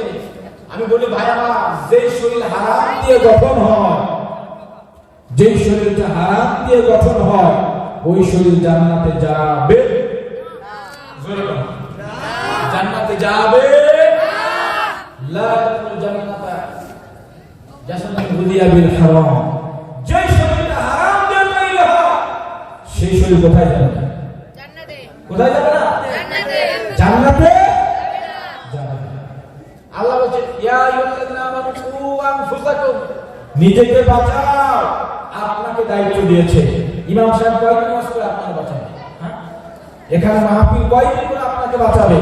আপনাকে নিজেকে বাঁচানোর দায়িত্ব দিয়েছেন কে? কে দিয়েছেন? আয়াত আজকে নিয়ে যান, সূরা তাহরিমের 8 নম্বর আয়াত, 6 নম্বর আয়াত। আয়াত আজকে নিয়ে যান আপনি, যে আল্লাহ আপনার নিজেকে আগে বাঁচাতে বলেছে, পরিবারটাকে বাঁচাতে বলেছে, সমাজকে বাঁচাতে বলেছে, দেশকে বাঁচাতে বলেছে। কোন অন্যায়ের সাথে আপোষ করতে নিষেধ করেছেন তিনি কে? তিনি কে? কিচ্ছু নাই, কিচ্ছু নাই, কিচ্ছু নাই। তারপরেও এত সম্মান দিয়েছেন কে? কেন? উপরে কালো হলে কি হবে, ভিতরে কি সাদা পবিত্র। সুবহানাল্লাহ, সুবহানাল্লাহ বলেন। যত দামি লোশন মাখি না কেন, যত বডি স্প্রে শরীরে লাগাই না কেন, যদি আমল ভালো না হয়, হালাল যদি বস্তু না হয়, হালাল যদি দেহ না হয় তাইলে একটা মায়ের ভাই মাটি দেবে না, সবগুলা পিঠে মারবে। এই জন্য আল্লাহ আয়াত বলছেন, ও আমার বান্দারা, কু আনফুসাকুম, নিজেদেরকে বাঁচাও। কেন বাঁচাবে? ওয়াকুদুহান নাসু ওয়াল হিজারা, জাহান্নামের ইন্ধন হচ্ছে আগুন। জ্বালানো হবে কয় জিনিস? আগুন উঠা, আগুন উঠা, আগুন উঠা, আগুন উঠা। কয় জিনিস? কয় জিনিস? এক নম্বর কি? মানুষ। এক নম্বর কি? দুই নম্বর কি? বিড়ি। বিড়ি সর্বনাশ, পাথর। জি আলহামদুলিল্লাহ। দুই নম্বর কি ভাই? তাহলে আপনি জমিনের লাকড়ি হচ্ছে লাকড়ি দিয়ে করেছেন, ঠিক না? লাকড়ি দিয়ে করেছেন। আল্লাহ জাহান্নামকে জ্বালাবে মানুষ দিয়ে, পাথর দিয়ে, আপনাকে দিয়ে জাহান্নাম জ্বালাবে। এই জন্য আল্লাহ বলছেন, বান্দা তুমি তোমার নিজেকে বাঁচাও, নিজেকে বাঁচাও, নিজেকে বাঁচাও। আপনি যদি নিজেকে না বাঁচান, কে আপনাকে বাঁচাবে? কে আপনাকে বাঁচাবে? আল্লাহর কাছে মাপ চাওয়া পাবেন তখন যখন আপনি নিজেকে বাঁচানোর চেষ্টা করবেন। জোরে বলুন ঠিক কিনা? আমার ভাইরা, এরপর আল্লাহ বলেন, মালাইকাতুন গিলাদুন শিদাদুন লা ইয়াসুনাল্লাহা মা আমারহুম ওয়া ইয়াফআলুনা মা ইউমারুন। জাহান্নামের মধ্যে যে ফেরেশতারা আছে, কঠোর বিনয়ের ফেরেশতা, তাদেরকে আল্লাহ আদেশ করেন, তারা তাই করে। তাদের দিলের মধ্যে কোনো দয়া নাই, মায়া নাই, কোনো মহব্বত নাই, কোনো ভালোবাসা নাই। তাদেরকে যে কাজের জন্য সৃষ্টি করা হয়েছে সে কাজের জন্যই তারা তাই করবে, কোনো প্রকার দয়া আপনার দেখাবে না। আপনি যত চিৎকার করেন কবরের মধ্যে, কোনো প্রকার দয়া আপনাকে দেখাবে না। আমার দ্বারা কবরের মধ্যে তিনটা সওয়াব সকলে যারা, এক নম্বর তোমার রবকে, দুই নম্বর তোমার দিন কি ইসলাম, তিন নম্বর তোমার নেতাকে। সহজ কথা নয়। আপনারা মনে করছেন আমরা জানি তো, পরীক্ষা দেওয়ার আগে প্রশ্ন আউট হয়ে গেছে। আমার রব তো আল্লাহ, আমার জীবন ব্যবস্থা তো ইসলাম, আমার নেতা তো মুহাম্মদ রাসূলুল্লাহ সাল্লাল্লাহু আলাইহি ওয়াসাল্লাম। বিষয়টা এত সহজ না, এত সহজ না, এত সহজ না। যতক্ষণ পর্যন্ত আপনি ইসলাম না মানবেন, ওই কবরের মধ্যে জবাব দেওয়া কঠিন হয়ে যাবে। যতক্ষণ পর্যন্ত মুহাম্মদ রাসূলুল্লাহ সাল্লাল্লাহু আলাইহি ওয়াসাল্লামকে নেতা মনে না করবেন, ততক্ষণ পর্যন্ত আপনি যতই চেষ্টা করেন উত্তর দিতে পারবেন না। জোরে বলেন, পারবেন? পারবেন? কেন জানেন তো? আল্লাহ আমার রব, মুহাম্মদ আমার নেতা, ইসলাম আমার ধর্ম, দিন আমার ইসলাম, ঠিক না? এত সহজ পারবেন না কেন? বলে প্রত্যেকটা কাজ আমলের সাথে সম্পৃক্ত। সুবহানাল্লাহ বলেন। ভাই কিসের সাথে সম্পৃক্ত? আমল যদি ভালো হয় বলতে পারবেন, আমল যদি মুহাম্মদের সাথে মিলে বলতে পারবেন, আমল যদি ইসলাম অনুযায়ী হয় বলতে পারবেন। আমার ভাইরা, এই যে এতক্ষণ আলোচনা যা কিছু করলাম, যা কিছু করলাম, নিজেকে বাঁচানোর জন্য, নিজেকে বাঁচানোর জন্য আমি যদি চেষ্টা না করি, আল্লাহ আমাকে বাঁচাবে? বাঁচাবে? কেন? আল্লাহ আপনাকে আগে নিজেকে বাঁচাতে বলেছে। আপনি যখন নিজেকে বাঁচানোর চেষ্টা করবেন, সাহায্য করবেন তিনি কে? জোরে বলেন, তিনি কে? তিনি কে? মুসা আলাইহিস সালাম লোহিত সাগরে চলে গিয়েছেন, পিছনে ফেরাও, সামনে সাগর, রাস্তা বানিয়েছেন তিনি কে? তিনি কে? তিনি কে? বাঁচাবেন তিনি কে? ইব্রাহিমকে 40 দিন পর্যন্ত আগুনের মধ্যে রাখা হয়েছে, যে আগুনটা ফুলের বাগান করেছেন তিনি কে? ইব্রাহিমকে জিজ্ঞেস করা হলো, ইব্রাহিম খলিলুল্লাহ, আপনার জীবন হায়াতে জিন্দেগিতে সবচেয়ে সুন্দর জীবন অতিবাহিত করেছেন কোন সময়টা? কোন জায়গায় থাকতে? কেনানে থাকতে, ওই জায়গায় থাকতে, নাকি ইরাকে থাকতে, কোথায় থাকতে? বলে যতদিন আগুনে ছিলাম ততদিনই ভালো ছিলাম। সুবহানাল্লাহ, জোরে সুবহানাল্লাহ বলবেন না? যতদিন কোথায় ছিলাম? আগুনে ছিলাম, ততদিনই ভালো ছিলাম। আশ্চর্য সত্যি কথা, আগুনে ভালো থাকে কিভাবে? বলে যা আগুনে গেছে তিনি আগুনকে ফুলের বাগান বানাই দিয়েছেন। সুবহানাল্লাহ, সুবহানাল্লাহ। ইউনূস আলাইহিস সালাম সাগরের মধ্যে চলে গিয়েছেন, মাছের পেটের মধ্যে গিয়েছেন। 40 দিন পর্যন্ত মাছ তাকে সমুদ্রের তলদেশে ঘোরাফেরা করেছে, ঘুরেছে। 40 দিন পর্যন্ত না খাওয়ায়া যিনি মাছের পেটের মধ্যে সমুদ্রের তলে বাঁচিয়ে রেখেছেন তিনি কে? বলুন তিনি কে? কেন এই কথা বললাম? মুসা আলাইহিস সালাম লোহিত সাগরের সামনে এসে বলেছিলেন যে আমার আল্লাহ আমাকে রাস্তা দেখাবেন। সুবহানাল্লাহ। ইব্রাহিম আলাইহিস সালাম আগুনে ঢোকার সময় বলেছেন আমার আল্লাহ আমাকে বাঁচাবেন। সুবহানাল্লাহ বলেন। মুসা আলাইহিস সালাম মাছের পেটে যে বলেছেন লা ইলাহা ইল্লা আনতা সুবহানাকা ইন্নী কুনতু মিনাজ জালিমিন। কোন মাবুদ নাই, একজন আছেন, তিনি কে? তিনি কে? যিনি মাছের পেটে বাঁচাতে পারেন তিনি কে? যিনি ব্রিজ ছাড়া সমুদ্র পার করতে পারেন তিনি কে? যিনি আগুনকে ফুলের বাগান বানাতে পারেন তিনি কে? যখন আপনি 100 থেকে 100 ভাগ চেষ্টা করবেন তখন আপনাকে সাহায্য করবেন তিনি কে? সাহায্য তাদের কি করা হবে না? সাহায্য তাদের কি করা হবে না? আল্লাহ তাআলা বলেন ইয়া আইয়ুহাল্লাযীনা কাফারু লা তা'তাযিরু ইয়াওম। কিয়ামতের ময়দানে আল্লাহ রাব্বুল আলামিন বলবেন কাফেরদেরকে আজ কোন ওজর দেখায় না, আপত্তি করো না, কারণ যত ওজর যত আপত্তি করো আজ তোমাদেরকে ক্ষমা করা হবে না। কাফেরদের জন্য কোনো ক্ষমা নাই, একমাত্র মুসলিমদের জন্য ক্ষমা। কাফেরদের জন্য কোনো ক্ষমা নাই।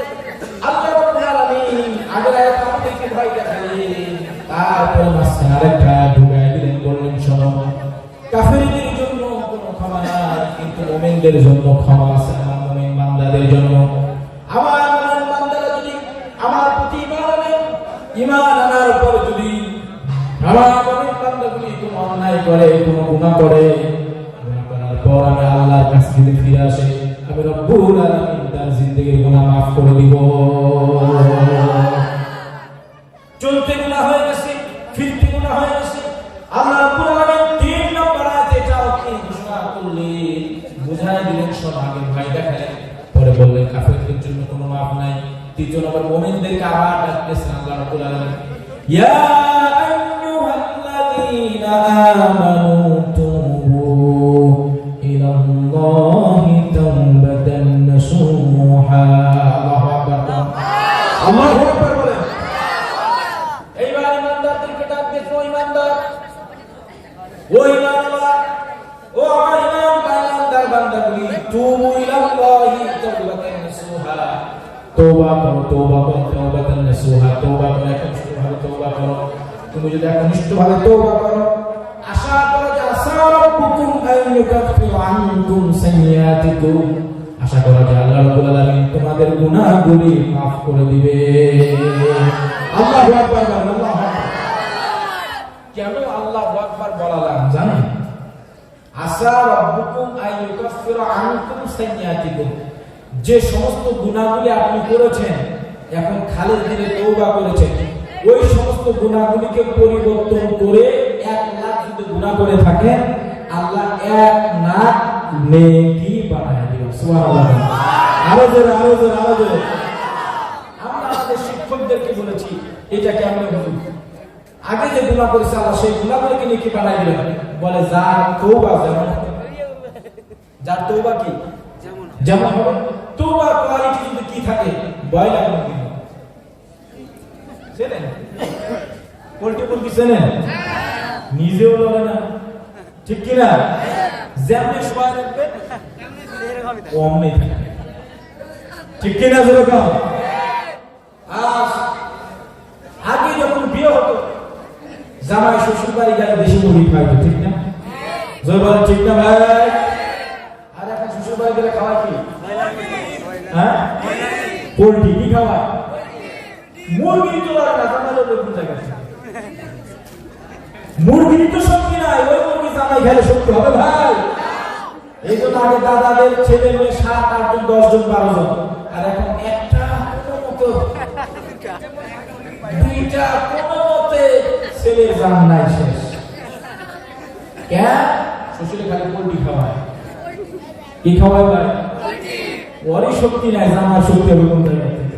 ঠিক কিনা? এই দরবার ঠিক কিনা? এলাকার মানুষদেরকে বলছে জামাইরা আসলে পোল্ট্রি খাওয়াবেন না, দেশি মুরগি খাওয়াবেন। ঠিক কিনা? দেখবেন নাতি নাতনি অনেকগুলো হবে। আলহামদুলিল্লাহ কম। রাসূলুল্লাহ বলেছেন সন্তান নাও, সন্তান নাও। আমরা বলি না না না না না। আরে ভাই 10টা সন্তান যদি হয়, একটা যদি জান্নাত দেয় তাহলে তো আপনার কপাল গলে গেল। ঠিক কি না? বলুন ঠিক কি না? একটা সন্তান নিয়েছেন, কোন কারণে মেদিনীপুরে ঘুরতে গেছে, গাড়ি পিছন দিক দিয়ে কি করে দিছে, মেরে দিছে। আমও গেছে, সালাম গেছে। আমও গেছে ভাই, সালাম গেছে। বোঝেন আম সালাম বোঝেন? রাজশাহীর আম কি আপনারা দেখেছেন কখনো? রাজশাহীর আম কি বিশাল। কি হয় ভাই? সারা পৃথিবীতে আমের জন্য বিখ্যাত কোন দেশ? বাংলাদেশ। এবার বাংলাদেশের সব জায়গায় না, শুধু রাজশাহী। শুধু কি? আল্লাহ একক জায়গার মধ্যে বরকত দিয়েছেন। সুবহানাল্লাহ। আমি চিন্তা করলাম সব জায়গায় যদি খালি আম হইতো, আম খাইতো কি? ঠিক কি না? খেজুর যদি সব জায়গায় হইতো তাহলে কি খাইতো কেউ? বলেন খাইতো কেউ? ইলিশ মাছ যদি প্রত্যেক নদীতে পাওয়া যেত তাহলে কি কোনো কথা থাকতো ভাই? থাকতো না। রাজশাহীর আম বিশাল বিশাল আম। বুড়া মানুষ আম পাহারা দেয়, বাগান পাহারা দেয়। কেন? আমাদের দেশে চোর বেশি। কি বেশি? কি বেশি ভাই? কি বেশি ভাই? এখানে যিনি আসার কথা ছিল, এই জায়গায় যিনি আসার কথা ছিল, উনি বাংলাদেশের ফেমাস একজন বক্তা। ঠিক না ভাই? অনেক ভালো ভাই। অবশ্যই কোন বিপদে পড়েছে, আল্লাহ তার বিপদ উদ্ধার করুন। আমিন বলুন সবাই। আমাদের বাংলাদেশে একটা গান লিখছে, কুত্তার বাচ্চা ফুটফুটে সুন্দর। হাসে না না? হাসে না না? এই সঙ্গীতটা, গানটা গেয়ে আমার ভাই বাংলাদেশে পুরো ফেমাস হয়েছে। কি কুত্তার বাচ্চা ফুটফুটে সুন্দর। এরপর বলে চাল চোর, তেল চোর, গম চোর, রাস্তার বালু চোর, ইট চোর, টাকা চোর। এরপর বলতেছে কুত্তার বাচ্চা খুব সুন্দর। আল্লাহ হেফাজত করুক। আমি বলতেছি আম তো চুরি হয় ভাই। বৃদ্ধ মানুষ শব্দ পাইছে আম চুরি হচ্ছে। আম লাইটটা নিয়ে গেছে, যে দেখে সর্বনাশ 2 মণি বস্তা নিয়ে উঠছে। আম পাপতেছে আর ঢুকাইতেছে, পাপতেছে আর ঢুকাইতেছে। লাইট মেরে বলে তুমি সঙ্গীত না? বলা হ্যাঁ। তোমার এত বড় সাহস, তুমি আমার আম বাগানে উঠছো? দাঁড়াও, তোমার বাপের কাছে বলতেছি। বিচার দেবো তোমার বাপের কাছে? তুমি আমার আম পেরে শেষ করতেছো। বলে বিচার দেন দেন দেন। বলে কেন? বলে আমার আব্বা ওই গেছে। আমি এই গেছে, আমার আব্বা কই? ওই গেছে। ওই গেছে লাইট মেরে যায়, দেখে ঠিকই বাপ ওই গেছে। তোমার ছেলেরা চুরি করে করে তুমিও চুরি করো। হ্যাঁ, আমি তোমার কাছে বিচার দেব। দাঁড়াও, চেয়ারম্যানের কাছে বিচার দেব। বলে যান দেন দেন দেন। চেয়ারম্যান আমার ডাইন হাত। বিচার দিলে কিচ্ছু হবে না। বাগানের মালিক বলতে চেয়ারম্যানের বউর সাথে আমার খুব ভালো সম্পর্ক, দাদা দাদা করে বলে। আমি যদি চেয়ারম্যানের বউরে পান দেই তাহলে অবশ্যই বউয়ের জামাইরে পান দেবে। ঠিক কিনা? তারপর তোমার সাহায্য করতেছি। বলো কোন চেয়ারম্যানের কথা বলতেছি? বলো অমুক চেয়ারম্যান। বলে চেয়ারম্যানের বউ তো আম খাবে, এই জন্যই তো পাঠাইছি। চেয়ারম্যানের বউ কি খাবে ভাই? আম খাবে, এই জন্য পাঠাতে আসছে। এইবার যখন লাঠিটা নিচ্ছে, আর কার কাছে বিচার দিবে? এবার এমন মায়ের শুরু হয়েছে। এবার বাপ ছেলে আমটা ফেলাই দিয়ে চলে গেছে। একটুবার ছেলে বলতেছে আব্বা আমও গেল সালাও গেল। আমও গেল সালাও গেল। যারা কাফের, যারা মুশরিক, তাদের কোনো আমল আল্লাহর কাছে কি নাই, ভ্যালু নাই। আমার সালা যাওয়া যাবে, তারা জমিনে যত ভালো আমলই করুক না কেন, কিয়ামতের ময়দানে আল্লাহর কাছে কোন জিনিস পাবে ভাই বুঝা গেছে ভাই ভাই বুঝা গেছে ভাই আমার ভাইরা আল্লাহ রাব্বুল আলামিন বলেন তুবু ইলাল্লাহি তাওবাতান নাসুহা একনিষ্ঠভাবে যদি কেউ তওবা করে তোমরা আসা রাব্বুকুম আইয়ুকাফিরা আনকুম সাইয়্যাতিকুম আশা করা যায় আল্লাহ রাব্বুল আলামিন তোমাদেরকে maaf করে দিবেন এবং সাথে সাথে তোমাদের গুনাহগুলোকে আল্লাহ রাব্বুল আলামিন নেকিতে পরিবর্তন করবে বনি ইসরায়েলের একজন যুবক জিনা করছে কি করছে জিনা করছে পরনারীর সাথে ভালো কাজ করছে নাকি কি কাজ করছে খারাপ কাজ করছে পরনারীর সাথে খারাপ কাজ করে নদীতে গেছে গোসল করার জন্য গোসল করতেছে হাত ধুইতেছে আর বলতেছে যাক কাজ তো হয়ে গেল কেউ দেখলো না বেঁচে গেছি ধরাও বলি নাই ভালো যেহেতু বাসি আরাম তো হইল আনন্দ তো হইল বেঁচে গেলাম কেউ তো দেখলো না মনে মনে কামনা করতেছে এই করতে যে হঠাৎ করে আওয়াজ আসতেছে তুমি মনে করছো কেউ দেখে নাই তোমার মনে সাক্ষী নাই পানি থেকে আওয়াজ আসতেছে যে আমি তোমার গুনাহ সাক্ষী দেব সুবহানাল্লাহ আশ্চর্য ব্যাপার পানি থেকে আওয়াজ বল তুমি গুনাহ সাক্ষী মানে বল তুমি যে ধুইতেছো না পা এগুলো আমি সাক্ষী হয়ে থাকলাম কিয়ামতের ময়দানে তোমার বিরুদ্ধে সাক্ষী দেব নাউযুবিল্লাহ জবাব দিয়েছি একদম চলে গিয়েছে যে পানি হাত দেয় পানির কাছে যায় পানি বলে আমি তোমার সাক্ষী হয়ে আসছি তোমার সাক্ষী হয়েছে কিয়ামতের ময়দানে আল্লাহর সামনে তোমার দাঁড় করাবো সেই যুবক পাহাড়ে চলে গেল পাহাড়ে চলে যাওয়ার পর সেখানে 30 জন আল্লাহওয়ালা ব্যক্তি পাহাড়ে অবস্থান করে আল্লাহকে ডাকে আল্লাহর গুণগান গায় সালাত আদায় করে তাওরাত কিতাব সেই জায়গায় কি করে তেলাওয়াত করে আমার ভাইরা যুবক সেই 30 জন আল্লাহওয়ালা ব্যক্তির কাছে বলতেছে হুজুর আমি আপনাদের সাথে থাকতে চাই আপনাদের কাছে থাকতে চাই আপনাদের কাছে আমি থাকতে চাই আপনারা কি আমাকে রাখবেন না কি বলে হাত ওই যুবক মাসির পরে মাস বছরের পরে বছর আল্লাহওয়ালাদের সাথে থাকে আর নামাজ পড়ে আর তওবা করে রব্বুল আলামিন আমি তো জিনা করেছি কেউ তো জানে না মনে করেছে পানি তো আমার জিনার কি সাক্ষী হয়ে গেছে রব্বুল আলামিন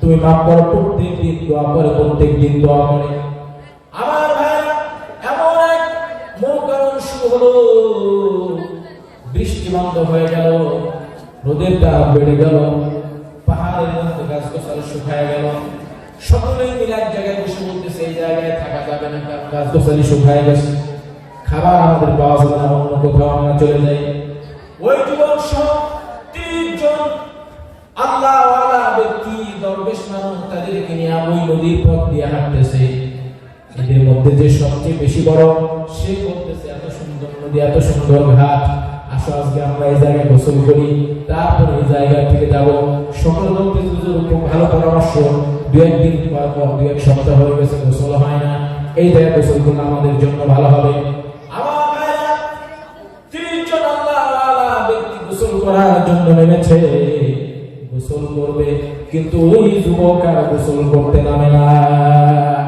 সকলে ডাকতেছে আসো গোসল করো বলে না গোসল করবো না যত ডাকে যুবক তত পিছনে চলে যায় কারণ কার মনে মনে জানা এই জায়গায় কি হয়েছে তোর বলুন ঠিক কিনা যত ডাকে তত পিছনে যায় বলে আসো বলে না আসবো না আরো পিছনে চলে যায় আমার ভাই এইবার যখন আল্লাহওয়ালা 30 জন ব্যক্তি কিতাবের মধ্যে এসে গোসল করতে যখন নেমেছে নামার পর পানির ভিতর থেকে আওয়াজ আসতেছে তোমরা তো 30 জন না তোমরা তো 31 জন আরেকজন কই সুবহানাল্লাহ আরেকজন কই বলে আরেকজন তো আছে বলে তাই নাকি বলে সে গোসল করে না কেন আমার ভাইরা বলে তারে উনি আসো তারে গোসল করা বলুন সুবহানাল্লাহ 30 জন দরবেশ মনে করছে আল্লাহ সারা জীবন ধরে আমাদের জীবন কাটায় দিলাম ইবাদত করলাম আমাদের পক্ষে পানি কোনোদিনও কথা বললো না এই যুবক এমন কোন আমল করে যে যুবকের পক্ষে পানির আশেপাশে দেয় সুবহানাল্লাহ তাড়াতাড়ি উঠে যুবকের দিকে দৌড় ওই পানি বুঝে আমার ব্যাপারে কোনো সাক্ষ্য বুঝে দিয়ে দিছে। এই জন্য দরবেশটা আমার দিকে দৌড়াচ্ছে। যুবক জানটা নিয়ে দরবেশটাও পিছনে পিছনে দৌড়। কে কার আগে খবর দিবে? যুবক, এই পানি তোমার জন্য সুপারিশ করতেছে, গোসল করার জন্য বলতেছে। অনেক দৌড়াতে দৌড়াতে পিছন থেকে তাকায় দেখি দরবেশটা বুড়া মানুষ, কেউ বসে পড়েছে, কেউ হাঁপাচ্ছে। যুবক একদম নিরনাবার দৌড়ায় চলেছে তাদের কাছে। আসার পরে বলে, ওস্তাদ জি মাফ করবেন, কেন তুমি করবেন? আমি গোসল করতে পারবো না।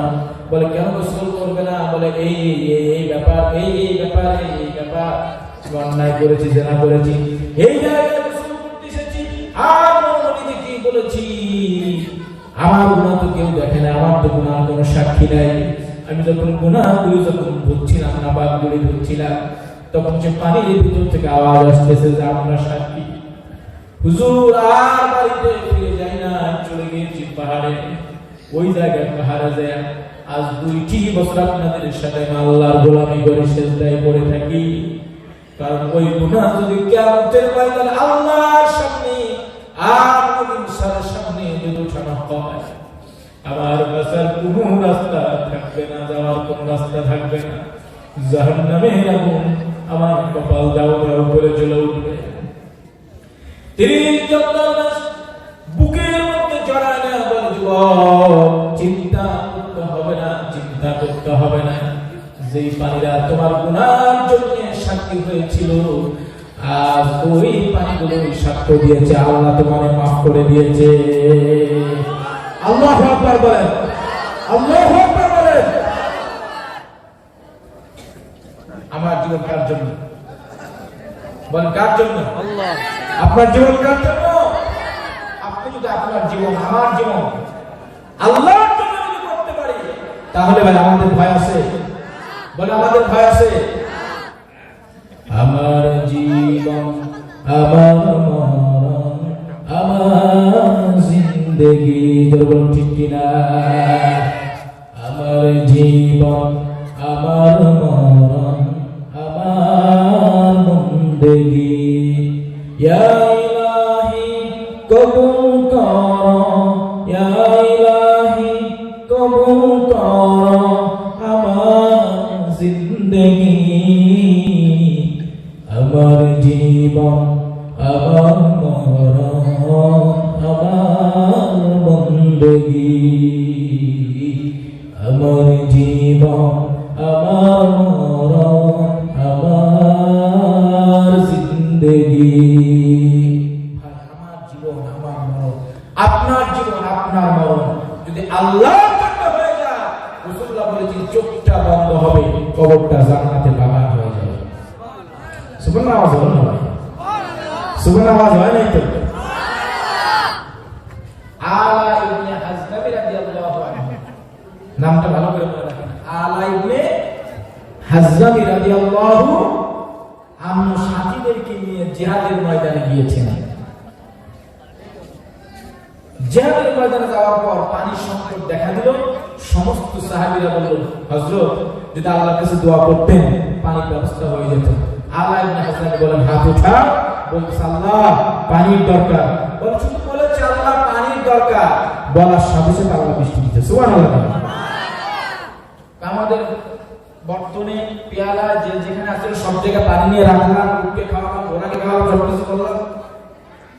এই দৃশ্য শত্রুরা দেখলো। বলে, ওরা করে কি? বলে, পানি তো নাই। ওরা আল্লাহর কাছে দোয়া করতেছে। বলে, দোয়া করলে পানি নাজিল হয়? বলে, হ্যাঁ। বলে, দোয়া করলে যদি পানি নাজিল হয়, এই জাতির সাথে যুদ্ধ করে পাওয়া সম্ভব না। যারা দোয়া করে পানি কি করে? পানি নামায়, তাদের সাথে পাওয়া সম্ভব না। ভাগো, ময়দান থেকে চলে গিয়েছে। ফিরে আসতেছে আলা ইবনে হাজদাম রাদিয়াল্লাহু আনহু বিখ্যাত সাহাবী ইন্তেকাল করেছেন। হযরত আনাস রাদিয়াল্লাহু আনহু তার সাথে কবর খনন করেছেন, জানাজা পড়িয়েছেন, কবরে দাফন করেছেন। দাফন করে কিছু দূর গেছে, সবাই কাঁদতেছে, এত বড় বিখ্যাত সাহাবী ইন্তেকাল করেছেন।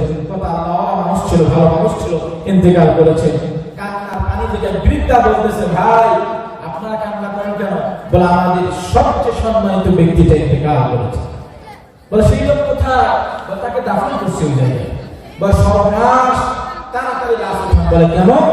বলে রাত আসলে নেকড়েরা আসে, শিয়ালরা আসে, কোন লাশ এই জায়গায় মাটিতে থাকে না, উঠায় খেয়ে ফেলায়। যদি সম্মানিত ব্যক্তি হয়ে থাকে তাও লাশটা কোন গ্রাম অঞ্চলে আপনারা নিয়ে চলে যান, কোন শহরে নিয়ে যান, সেখানে দাফন করেন। সাহাবারা পরামর্শ করতে বলেন, আমাদের এত বড় একজন সেনাপতি, বিখ্যাত বুজুর্গ, তার লাশ কুকুরে খাবে, শিয়ালে খাবে, এটা হতে পারে না। কবর খোলো, লাশ বের করো, কাঁধে করে নিয়ে যাও। বলে আরাম করেন, আমি কবরে রেখেছি, মাথাটা পশ্চিম দিকে ঘুরাই দিয়েছি, চেহারা ঘুরিয়ে দিয়েছি। কবর যখন খনন করলাম, কবর খনন করে দেখতেছি কবরের মধ্যে লাশ নাই। সুবহানাল্লাহ। জোরে জোরে জোরে জোরে জোরে জোরে জোরে জোরে। কবরের মধ্যে কি নাই? লাশ নাই। কি রে, আধা ঘন্টা ব্যাপার সেপার, এত তাড়াতাড়ি তো লাশ তো দেওয়ার কথা না। দিনের বেলা শিয়ালও তো আসার কি কথা না, শিয়াল আসতে তো আমরা দেখতেও পেতাম, লাশ গেল কথা। বলে আমি কবরের দিকে ভালো করে তাকায় আছি, কবরের এক কোণা তাকায় দেখতেছি জান্নাতের একটা মহল। সুবহানাল্লাহ। জোরে জোরে জোরে বল, জোরে বল। কিসের মহল? জান্নাতের মহলের মধ্যে আর ইবনে হাসান রাদিয়াল্লাহু আনহু হুরদের সাথে খেলা করতেছে। সুবহানাল্লাহ।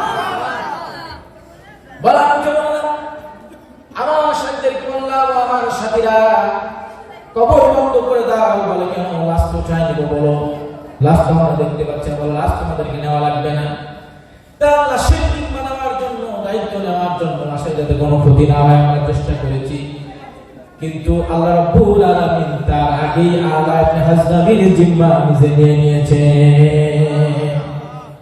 তাহলে কবরটা জান্নাতের বাগান বানাতে পারেন তিনি কে?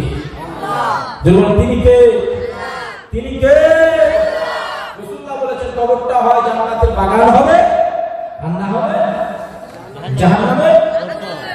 কবরের আযাব কত কঠিন, সইতে আমি পারিব না, মৃত্যু যন্ত্রণা কত কঠিন, সইতে আমি পারিব না। ও গো দয়াময় হে রহিম, চাইতে তোমার কাছে ঠিকানা, কবরের আযাব কত কঠিন, সইতে আমি পারিব না।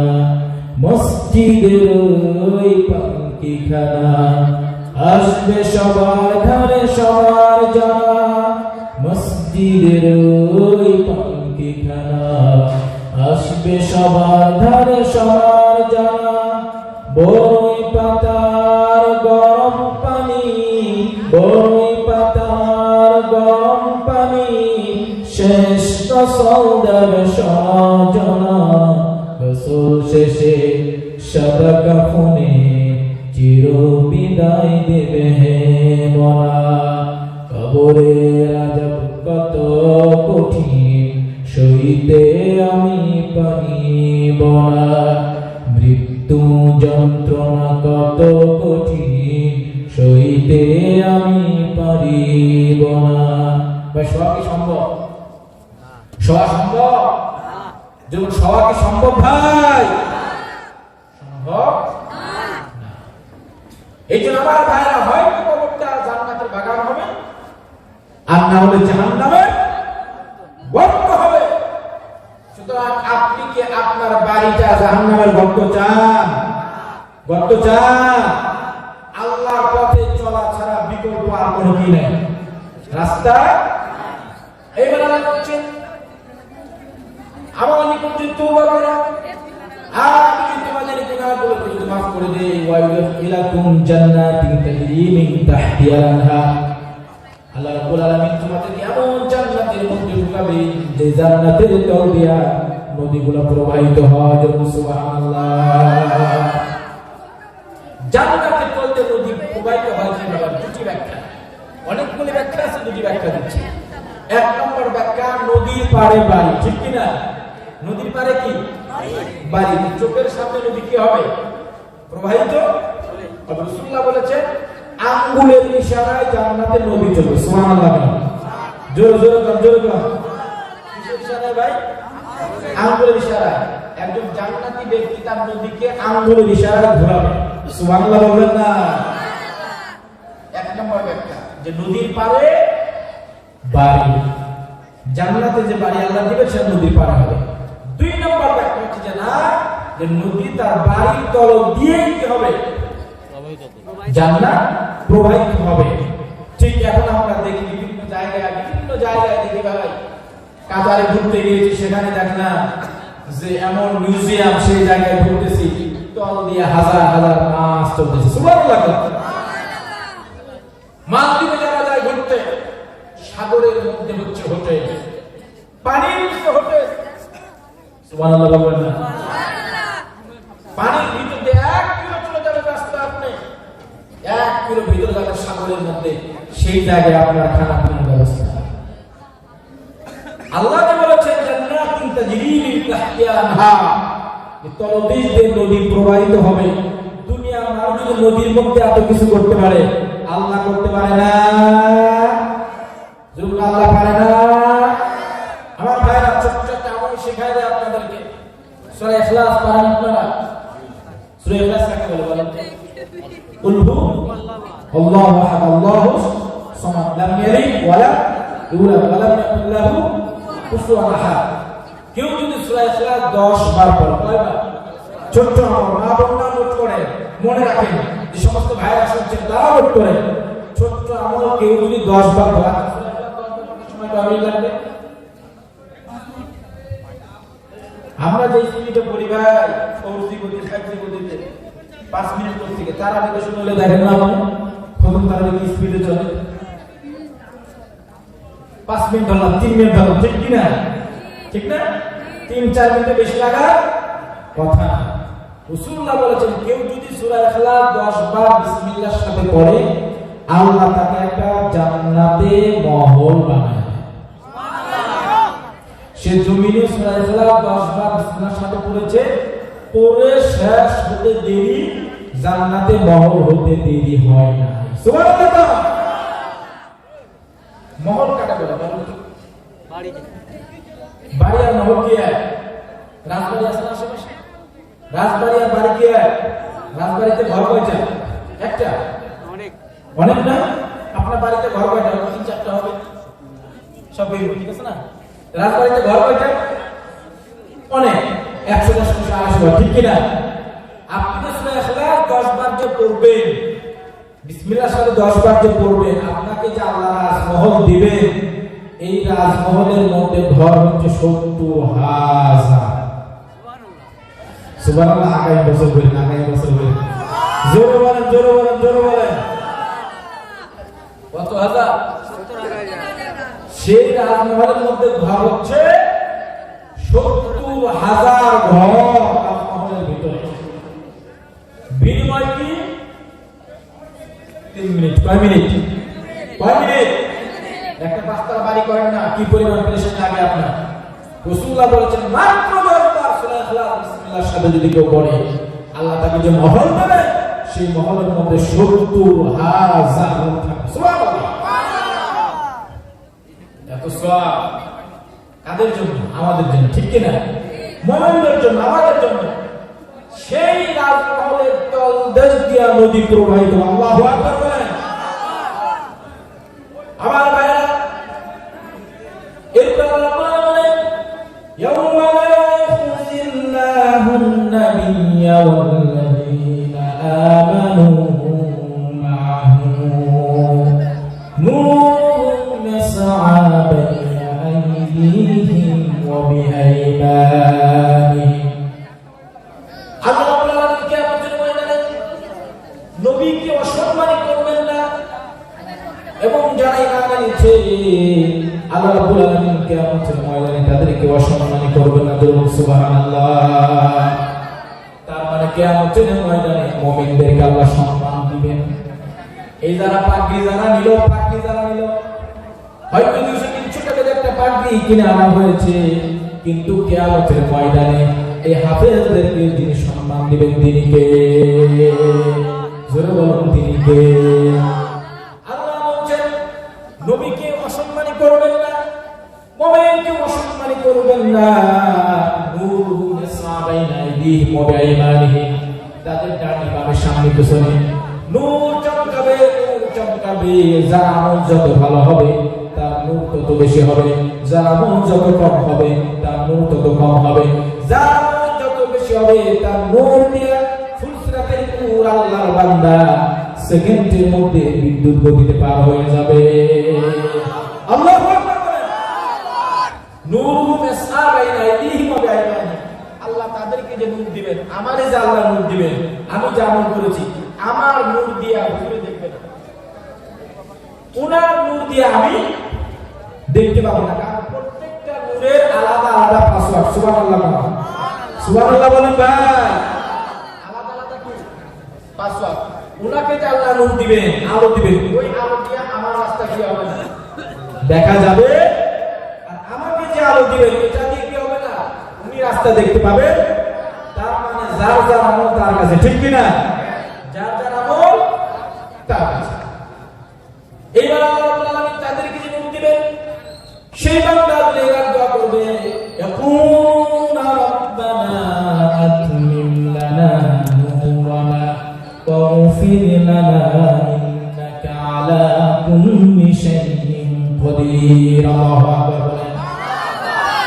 ইয়াকুনা রাব্বানা, হে আমাদের রব, আতমিম লানা নূরানা, রব্বুল আলামিন আমাদেরকে আপনি যে নূর দিয়েছেন পরিপূর্ণ নূর দান করুন, নূর বাড়ায় দেন, বাড়ায় দেন, বাড়ায় দেন। ওয়াগফির লানা, আমাদেরকে আপনি মাফ করে দেন।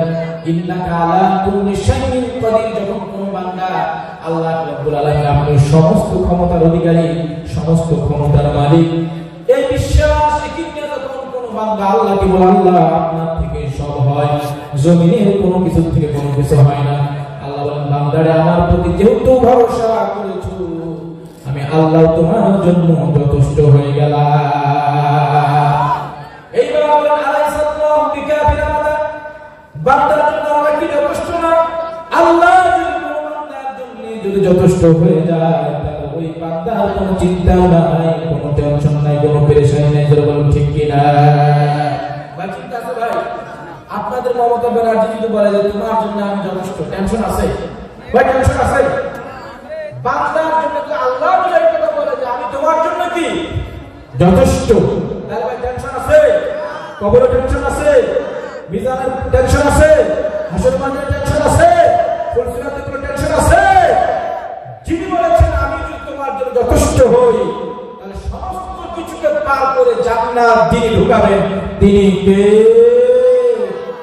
আমার ভাইরা, তিনটা আয়াত নিয়ে আলোচনা করেছি। প্রথম আয়াত আল্লাহ তাআলা আমাদেরকে সতর্ক করলেন, ঠিক কি না? কি করেছেন? সতর্ক করেছেন। দুই নম্বর আয়াত বলেছেন, জানাই দিয়েছেন যে ঈমান আনা ছাড়া বাকি যে সমস্ত মানুষ আছে তাদের সাথে আমার কোনো হিসাব নিকাশ নাই, আমি তাদেরকে মাফ করবো না, ক্ষমা করবো না, কিয়ামতের ময়দানে যত ওজর দেই। তিন নম্বর আয়াত আপনাদের সামনে পড়েছি, তুমি যদি আমার পথে চলতে গিয়ে কোনো গুনাহ যদি তোমার হয়ে যায়, তুমি যদি তওবা করো আমি আল্লাহ তোমাকে মাফ করব। তোমার তওবা যদি আরো শক্তিশালী হয় তাহলে প্রত্যেকটা গুনাহগুলিকে নেকিতে পরিবর্তন করে দেব। সুবহানাল্লাহ। আর তোমার আমলগুলি কিয়ামতের ময়দানে নূর বানায় দেব, যাতে করে তোমার ফুলসিরাতের পুর পার হতে কি হয়? সহজ হয়। আল্লাহ রাব্বুল আলামিন আমাদেরকে যে আলোচনাগুলি করলাম এই আলোচনাগুলি আগে আমাকে বোঝা, আমল করা এবং আপনাদেরকে বোঝা, আমল করার তৌফিক দান করুন। আখির দাওয়ানা আলহামদুলিল্লাহি রাব্বিল আলামিন।